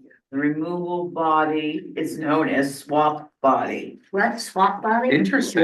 Yeah, swap body. I've seen that. But Okay. And my follow-up, Cindy, is storage pod defined in the regulations? Those are look at containers. that. Well, it sounds like a container in the book. Fine, okay. Storage, not pod. It just says storage, commercial, passives. No, not pod, no The storage. storage pods is exactly a shipping container. They just buy them and clean them up, pay them, and And where our regulations speak to them, they allow them temporarily. temporarily, yes. In other words, Oh, they, wait a minute, that. they could be there It's not a for storage pod. 6 months. I don't, did, Storage units, but there's no definition of storage units. It says rental, temporary storage, such as, yeah, okay. Yeah. No, we don't have a definition. so we need to really look at that. Well, yeah, and Go ahead. I think that, we need some sort of a mechanism that someone going out and purchasing one of these, that they know where they're placing on their property and they know. I don't know if it's a building permit or what it is, but someone needs to sign off where it's going on their property. I agree with Ray's, with the principle of it. But before someone goes buys a 30-foot shipping container and puts it 2 feet off the property line because they didn't know, It's got immersed on the side of it. yeah, I think there needs to be some sort of a look at what the proposal is, either through the building department or a site plan review or something, right? When you do that, you need a zoning permit, and so I get the zoning permit, and so I do the setbacks. That's why Oh. she called me. Oh, okay, She wanted to know where she could put it on her property, because she knew there were setbacks. okay. So, under Yeah. 200 feet, excuse me, under 200 square feet, all somebody needs is a zoning permit for a shed. Over 200 square feet, you need the zoning and the building permit. So it's a full-size trailer, it's well over. No, she said it was good. She said she was purchasing one that was under 200 square feet. That's, Yeah, shed permit. Yeah. that's 10 by 20, Yeah, so 10 by 20 foot can would be the. Yeah. No, that's my proposal. A 20-foot game would be 200 square feet. But they only can be 8'6". It's 8'6" wide. 8'6" wide, and it'll be 20 feet long, roughly speaking. This. I mean, this looks pretty big, but, I figured that. It looks good. Yeah. That's down there is close to at least a 30-footer or maybe 40. Yeah. Like fines. That's all it I thought has. this was painted all of as a that shed. stuff. Yeah, I think it's. Oh, people pay Yeah, them I because they think want to it's get rid of it. Yeah. Okay, so what do you suggest there, Mr. Vice Chair? What's the suggestion here? So we know what avenue path we need to take with this. As long as there's a mechanism for Cindy to do a site review, I don't see any problem with it. If she would have to do, get a map and. Yeah, I think we Something need to simple define like it. that, I require a GIS map and. Yeah. Show me where you're gonna put it on. For this one, I agree. I think that would, In other words, in other words, we'll use this one as a template to get Yeah. what we need to figure out going forward. still needs to be discussed through Yes. Yeah. through a subcommittee Yes. before Yes, the yes. regulations. Well, But yes, Yes. This You- one-off, You guys can MacGyver this one. but Yes. I think Well, that's what I'm saying, is everybody if here we do wants a to discuss one-off it for the or next update. use this as a template, it gives us a basis when she gets the plan where it's gonna go, put an offset and everything. Yeah. That gives up. What'd you say, sir? Nothing. Okay, gives us an idea of what we need to do to go forward. So you're telling me that I can issue the zoning permit for what? Well, I'll get a consensus from the members. And if they all say yes, it's a go. That's the best way to handle it. Put it this way, if she's dressing it up, making it look nice, I'd be okay with it. Cause these shipping containers, They can look ugly. They can look pretty, Did you, pretty bad. did you see, I forgot where, I was in Massachusetts. I saw 6 of them put together like a house. Right They in had- Killingley, right in Oh, Killingley on the water. But this is a mess. I can believe it. You good? All right, I'm gonna get a consensus. I am. Go for it, I Steve. will say, I'm brand new here, but from what I have heard, I will say yes. Brian Santos, yes. Dave Plosky, yes. Brian Canary, yes. Yes. Yes. Yes, Yes. And John Bielanca, yes. The consensus Good. is done. Done. So there we go. We'll put your name on it. Yours did. Me? All right, we go to E now. Bylaw discussion. So this, I'm presenting this to everyone, so has, coming from being the secretary, elected secretary before, the bylaws were very confusing on what the requirements were. And it, you know, my first time looking at the budget, and I said, there was, you know, there's not even a description of handling the budget within the bylaws.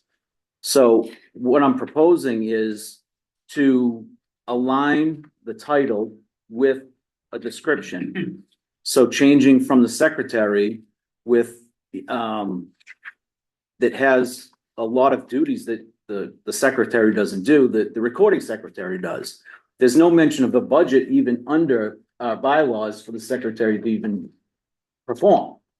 So I think that looking at it, to me, it looks like it should be titled as a treasurer. I modified section 5 of above the bylaws to, you know, to what Ryan does with the budget, reports to the Board of Finance, you know, all around the budget. So I think it more closely aligns with what the role is that that position holds. I just want to jump in and add on this, so I just want to make everybody clear in case anybody's not sure. I have been doing the minutes because we had a recording secretary that was not really capable of doing it, just for lack of a better word. So he was not, he was putting out a very, very rough draft that was in some basic form of English that was difficult to understand. I would dispute that, but it was bad. I actually have all the drafts. I saved everything in my files. So I actually wrote the minutes with the assistance of the staff. Tira is a very good editor, and Tira did a pretty good job, but she's a good editor. And the two of us were basically doing the minutes. Anyone that says that Kevin Calabro was doing the minutes it's just absolutely false. I also went through every one of the recordings and had to listen and take notes and make countless revisions. So it would take sometimes days or even a week to get the proper version out. What happened is we had increased transparency when I did it for that duration. So now my understanding is that we're going to have somebody who is much more qualified. And I meant to say this earlier, but I didn't get a chance to. There's nobody who's more relieved than I, that we're going to have somebody who's capable of actually doing the job that was set forth. So if you, Comment, please, when he's finished. yeah, in a sec. I got one too for you. Not a comment. I just wanted to be clear that I have been doing the minutes along with Tara, and that's the way that it's been. And we had a whole process. We had a big meeting. Joseph was there. I was there. We had a process, and all of us were involved in it. Everyone had a chance to put their input in. All the edits were made. I had final cut, and then I was the one that for the past year that's been posting it onto the town website as well. In December, when the recording secretary left, we made a decision that there was going to be, that Tara was going to do it as an interim for December. I was also really busy around the holidays, and I was not going to fight to do the Christmas month. But I just want everyone on the commission to know that I have been doing the minutes. I have been posting. Now, let's say what I've not been doing, just to be clear on this. Cindy has been doing the agenda. I've never done the agenda once. I've never given input on the agenda. So that's something that would be different. But I guess what I'm reading here is not entirely accurate about what I've been doing. The bylaws state clearly that the secretary does the minutes. So I would say if we have a new recording secretary, that we should keep the current section and add as a secretary treasurer. So if you guys heard earlier, I just want to reiterate, because I did attempt to put it onto the record. On December 28th, 2020, John Rice, the secretary treasurer was his role, went to P and Z and asked to do the budget and present the budget to the Board of Finance. So I do think that parts of this should be added on to the current. So the current section 5 should be kept as is. And then we should also add some parts on here as the treasurer to go back to the role that was originally intended with John Rice. The only reason John Rice stopped doing it was because he got sick. If he didn't get sick, then nothing would have changed. And, you know, other people wouldn't have taken over. I think Tira filled in when that happened. I wasn't on the commission then. But I just want to be really clear about what the proposals are and what is actually occurring. I also do not do legal notices. I have never done a legal notice.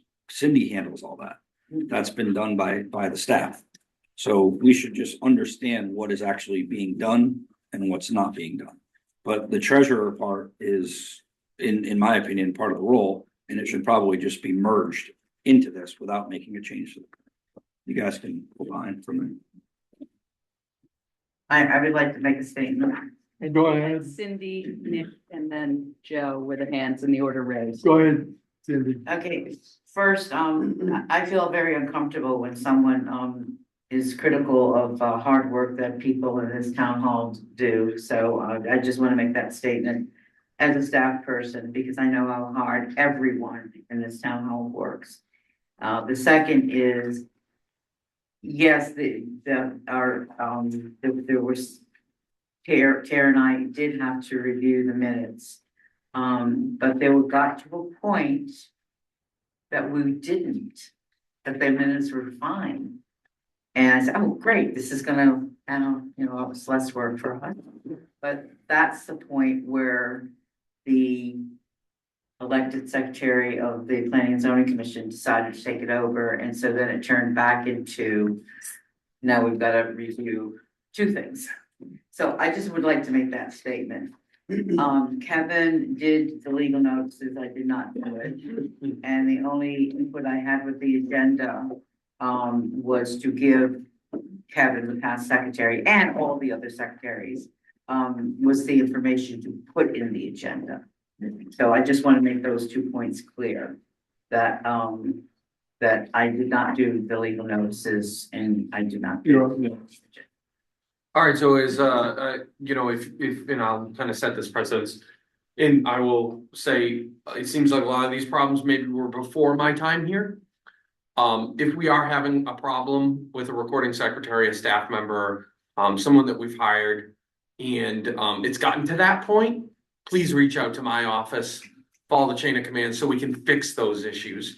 Second to that point, I think it is highly, highly inappropriate and borderline questionably illegal to be rewriting recording secretary meeting minutes. I will say that when we're trying to recruit other recording secretaries for your board, that had come across to someone from another town, and that immediately turned them off. And they say they expressed a sincere opinion of the legality of that. So I know there was a problem. I know we tried to fix it in-house, but I think it should be noted moving forward that best practice should probably not be of taking a recording secretary's minutes and then completely rewriting them and then stamping them in as a legal document.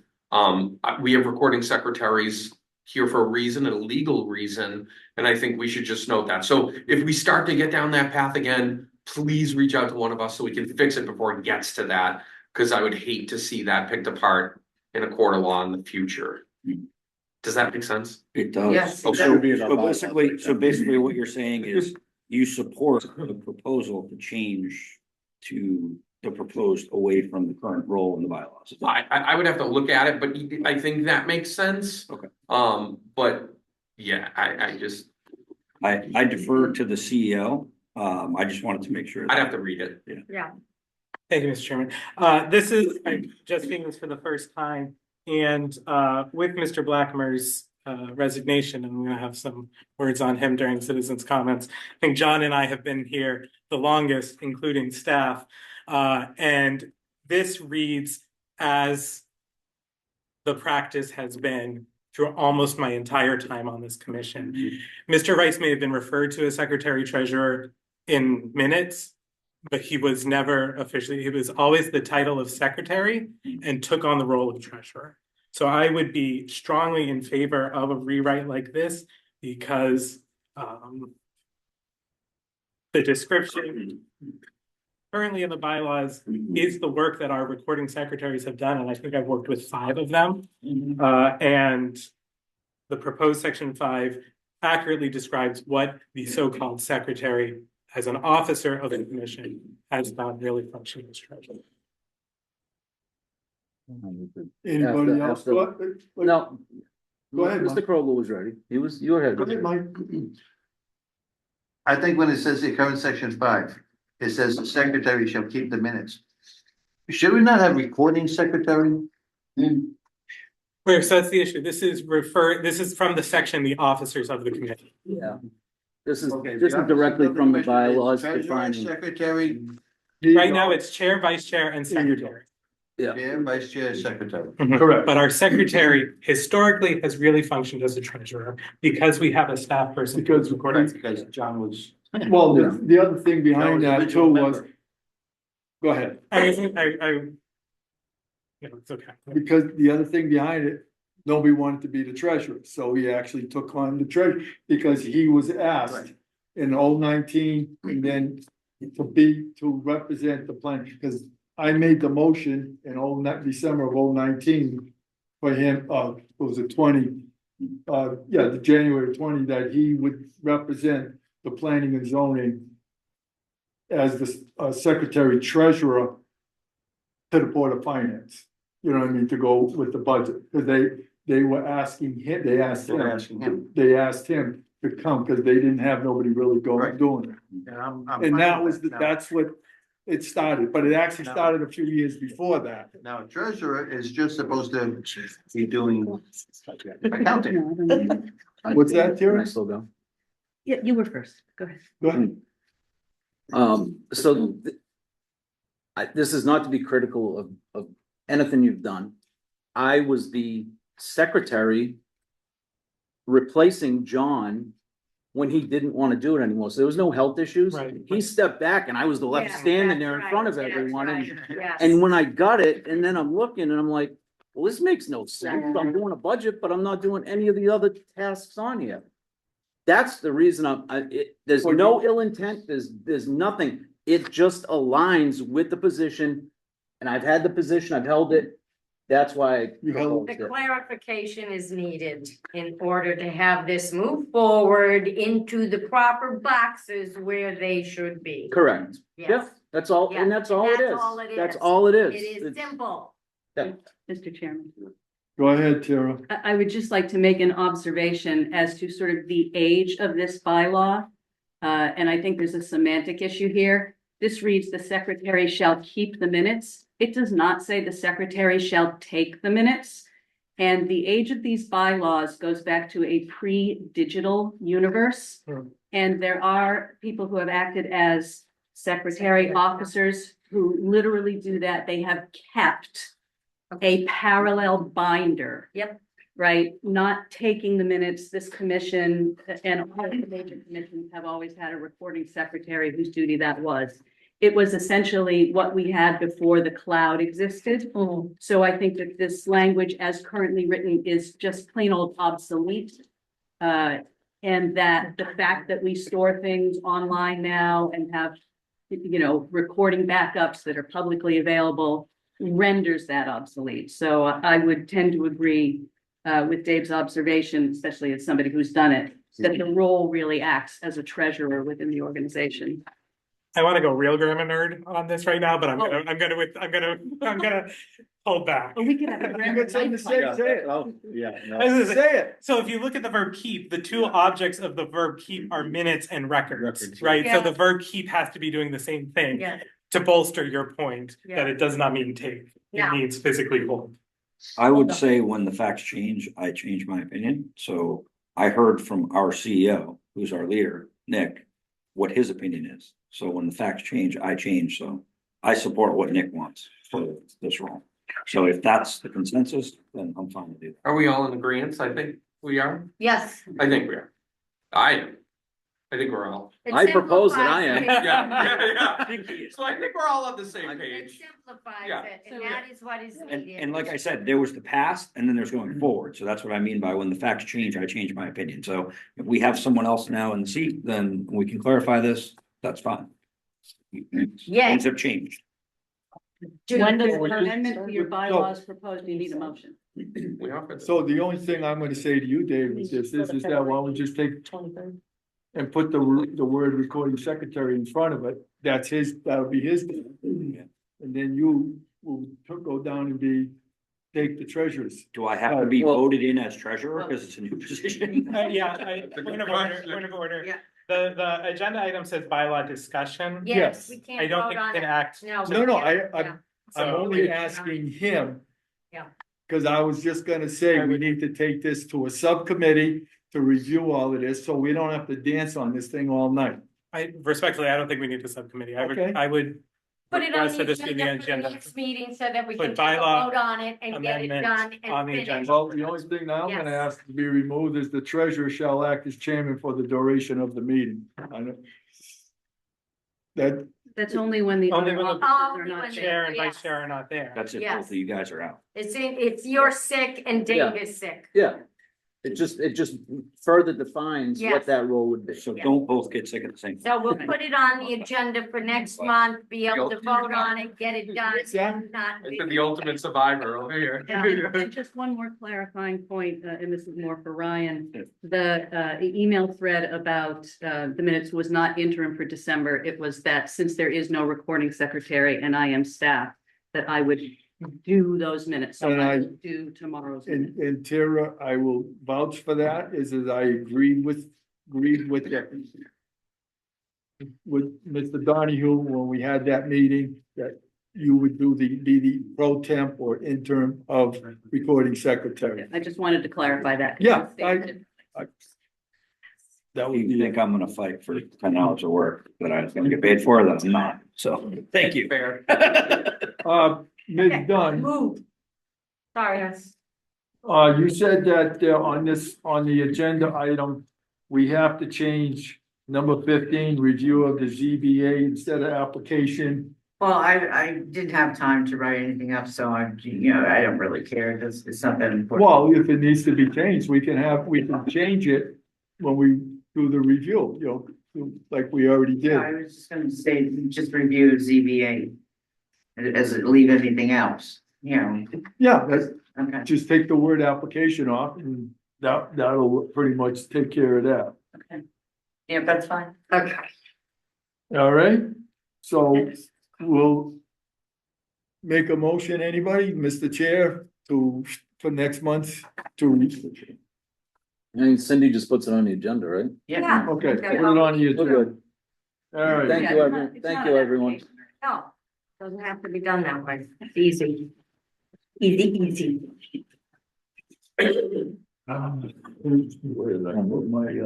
Citizens comments. I'm going to it, I just covered it up. Okay, we got citizen comments, anybody in the chat room there, Miss Tara? Valerie has her hand up. Okay, Valerie, go for it. Valerie Clark, Alm Road. I've got three items. The first goes to the shipping container, whatever container discussion. I heard something that I found a little upsetting during the discussion, and I'm going to quote one of your members who I agree with, Mr. Krogel. "You are not the pretty police," and I agree with him on that. You're not one, I didn't hear. Pretty that. police. Thank you. So I appreciate having that quote to state tonight. And I agree with the members of the committee who said that the shipping containers and other containers should be within reason to be able to be requested and put on people's properties. It's semantics, and I would prefer to see that we go back to the way we used to operate, which people own private property that they should be allowed to use as they see fit. The next item is regarding the owl. This is the first time I've experienced the owl in a large meeting like this one. And I will say that I was chastised for pointing out that the meeting could still get out of control even if you had an owl technology. This meeting was out of control a number of times this evening, and the owl was supposed to bring it to people's attention when there were side conversations happening. There were at least a dozen times tonight where there were side conversations, and it was very difficult for those of us in the Zoom room to hear what was going on. Last thing regarding the technology, although the quality of the sound did improve after the rep from the company worked on it, and I'm sure it's going to improve more, there was times where the microphones cut out entirely, particularly when Ms. Pengesek was speaking and also when the chair was speaking. So we have to be aware of that. And then the last thing is, and I know I say this at probably every meeting at this point, and hopefully someday I'll stop, but I appreciate Dr. Perotti Brown being back on the board. Thank you.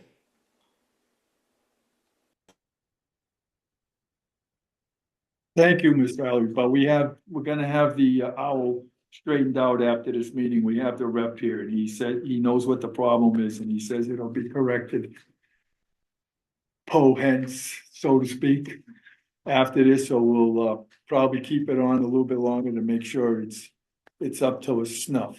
So, because we know it's gonna be used for more future meetings. Thank you, Valerie. Anybody else in the chat room? None? Nobody has a hand up at this time. All right, we're on to 16 commissioner comments. Anybody's up? I just wanted to say that with Mr. Blackmer's resignation, I did not want to let his remarkable service to this commission and this town go unnoticed. And he, for as long as I've been on the commission, he's been a voice that commands respect when he speaks. In my experience, people listen. Well, it's important for him to be taking care of what he needs to be taken care of. He will be less on this commission. Hear, hear. I'll go along with that. Thank you.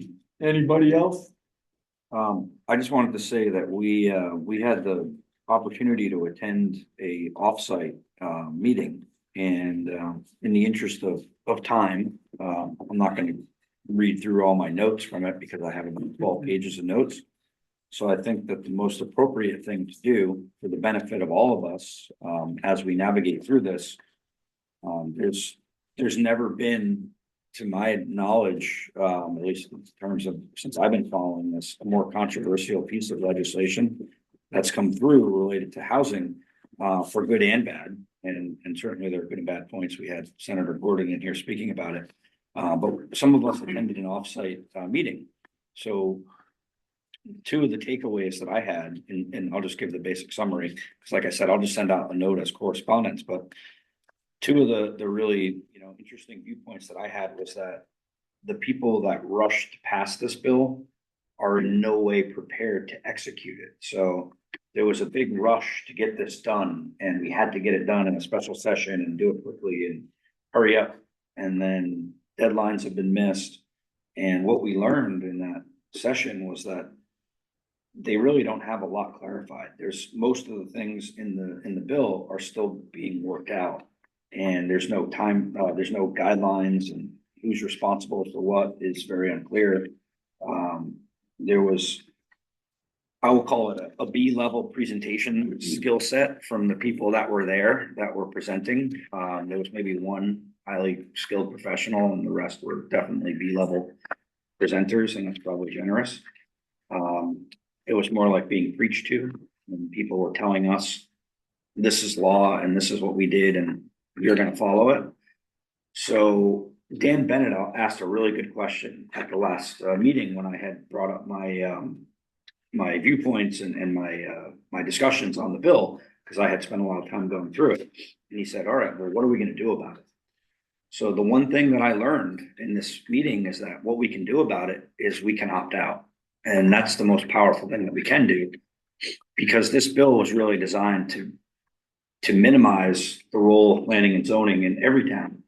And unfortunately, you know, this bill makes a lot of sense for cities. I've done a lot of research and I have a lot of friends in Fairfield. And that city is absolutely up in arms about this. And they're real leaders. They have real money. I have a little joke about it. I think only the state of Connecticut could screw up something as bad as this, because we have hedge fund money, and hedge fund money is almost unlimited. And the people in the state still can't figure out how to allocate all that money. And it's kind of sad if you think about it. But all jokes aside, there is a bit of a housing crisis in the country, and somewhat in Connecticut, and certainly in the cities. I had the, you know, pleasure and displeasure of living out in Fairfield for a while, and apartments are through the roof. I mean, I had a very high paying job and I didn't even want to, you know, get a decent apartment up there. That's how expensive it is. There's about 100,000 short housing units right now in the state. But guess what? It's not here.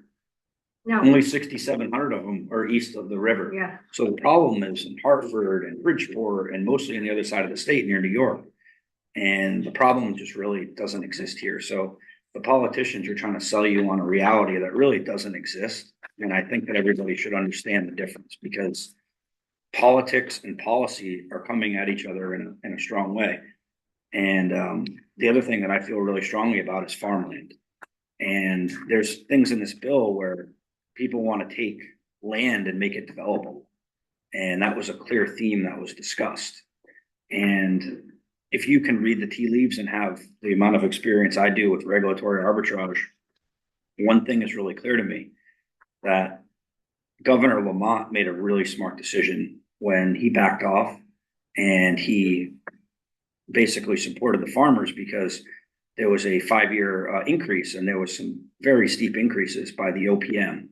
So effectively what OPM did is they showed their hand, and they showed that they're very out of touch with farmers, and that they're very agenda based, and that they are going to come for farmland if you let them. And the farm lobby is probably the most powerful. Energy and farm lobbies are the most powerful in the country.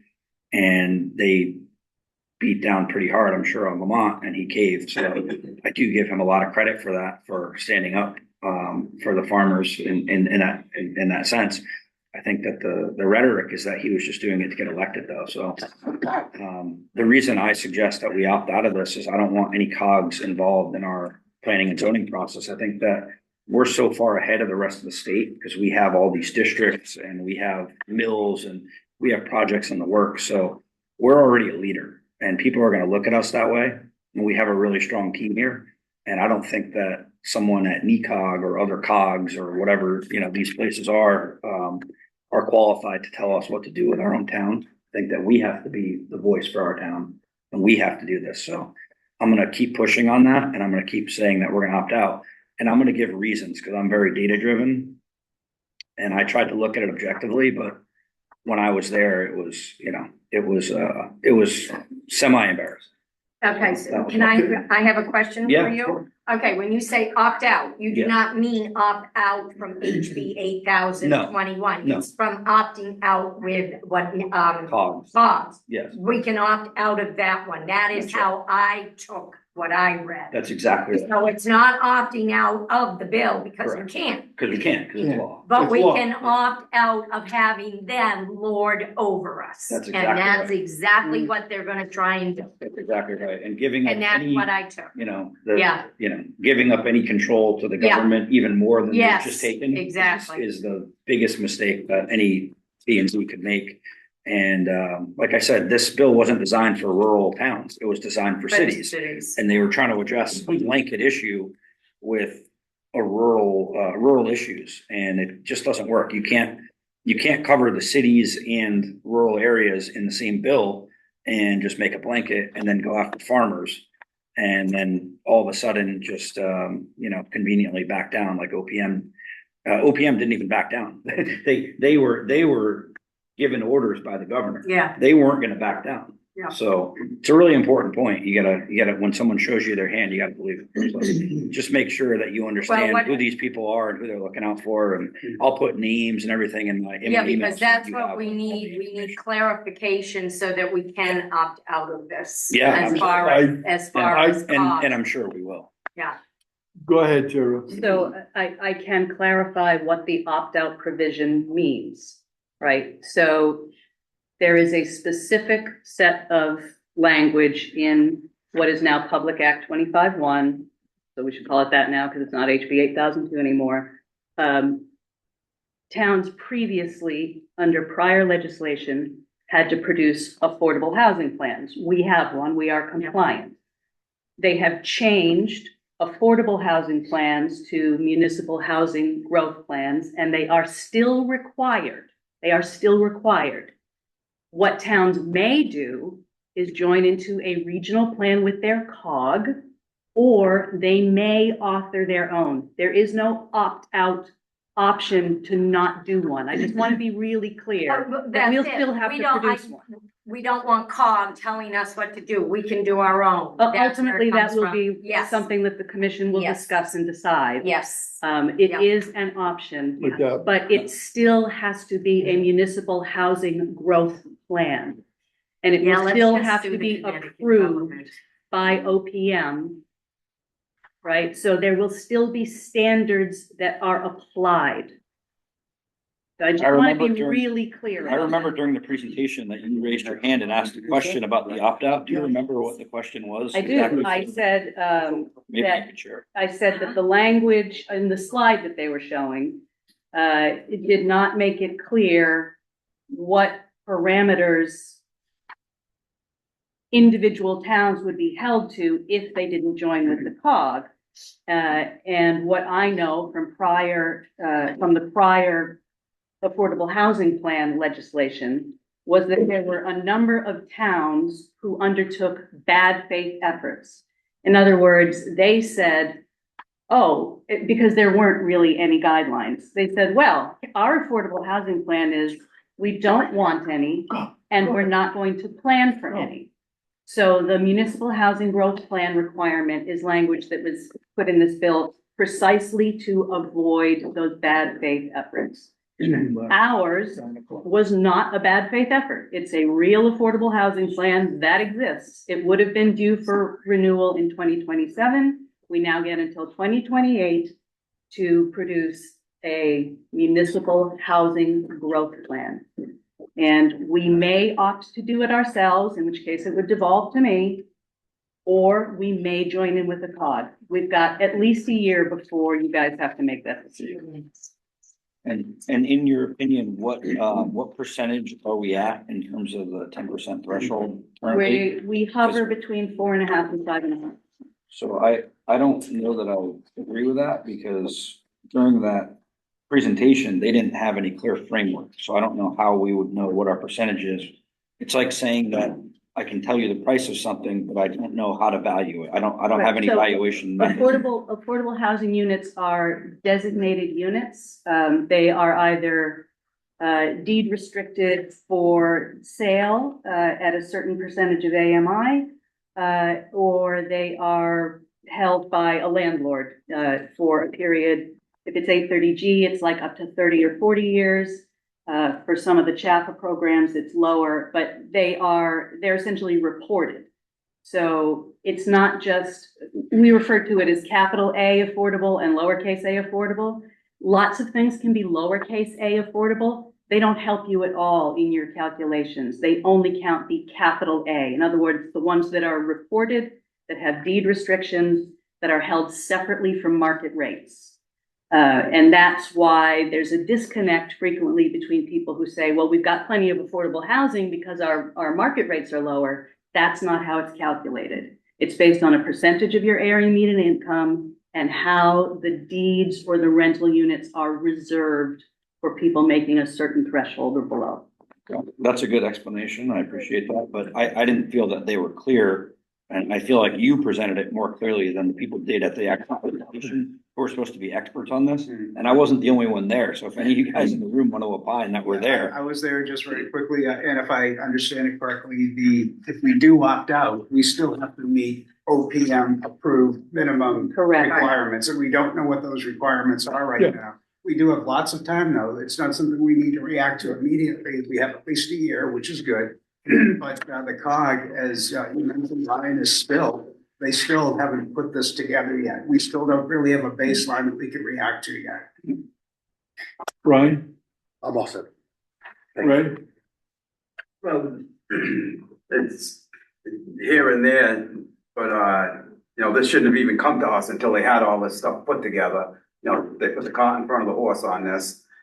And this is just a comment that I have. I think one thing this is gonna do to us, and it's the small communities compared to the cities, it's gonna kill us in the schools with special education. We're putting more and more apartments around. We're gonna get more and more special education. That's gonna come on us because we don't get nothing from the state on that. And I think the 169 towns ought to put moratoriums on anything except a single family house and hold on it until the state starts funding special education.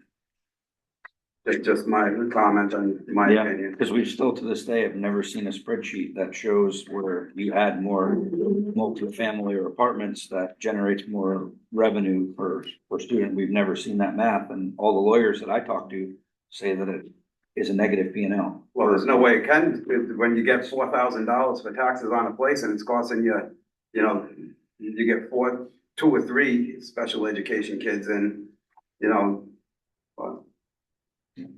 I'll go ahead and say my statement. If we don't opt in, I'll put it that way.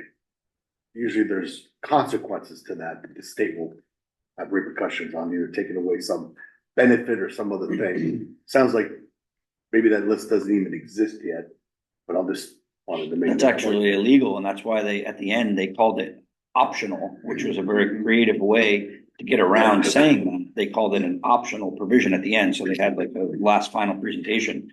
And that was the part where they were trying to separate themselves from the grant money and the state money by saying that. So it was a very, I'll call it uncreative and unsophisticated way of trying to separate those two. While to your point, Brian, you're absolutely right. I'm sure that there will be some, penalties because that's how Hartford works. But at the end of the day, they called it optional to CYA legally. I think we all know what CYA means. Yeah. All right, I think this is enough on this discussion. We have this gentleman that's gonna do this for us. We'll keep this owl open. Valerie Clark. Are you still there? Yes, I'm here. I would appreciate if you stay on while this gentleman does his thing with the owl, so. It'll have to be off the meeting. I'll have to update it. Won't update in the meeting. Yeah, so okay, all right, sorry, I Never apologize, interrupt. I was just trying to help you. Thank All you. right, I thought he was doing an upgrade. Thank you. all right, we're all done with that. Next meeting, Monday, February 23rd, 2026, Thompson Town Hall, Merrill Snee Room, 815 Riverside Drive. The last good one, adjournment. Who is saying yes to make the adjournment? Mike Krugel, second, let's go. you're out of here. Goodbye. 9:08 for adjournment. Thank you. Thank you. Yeah. Hockey.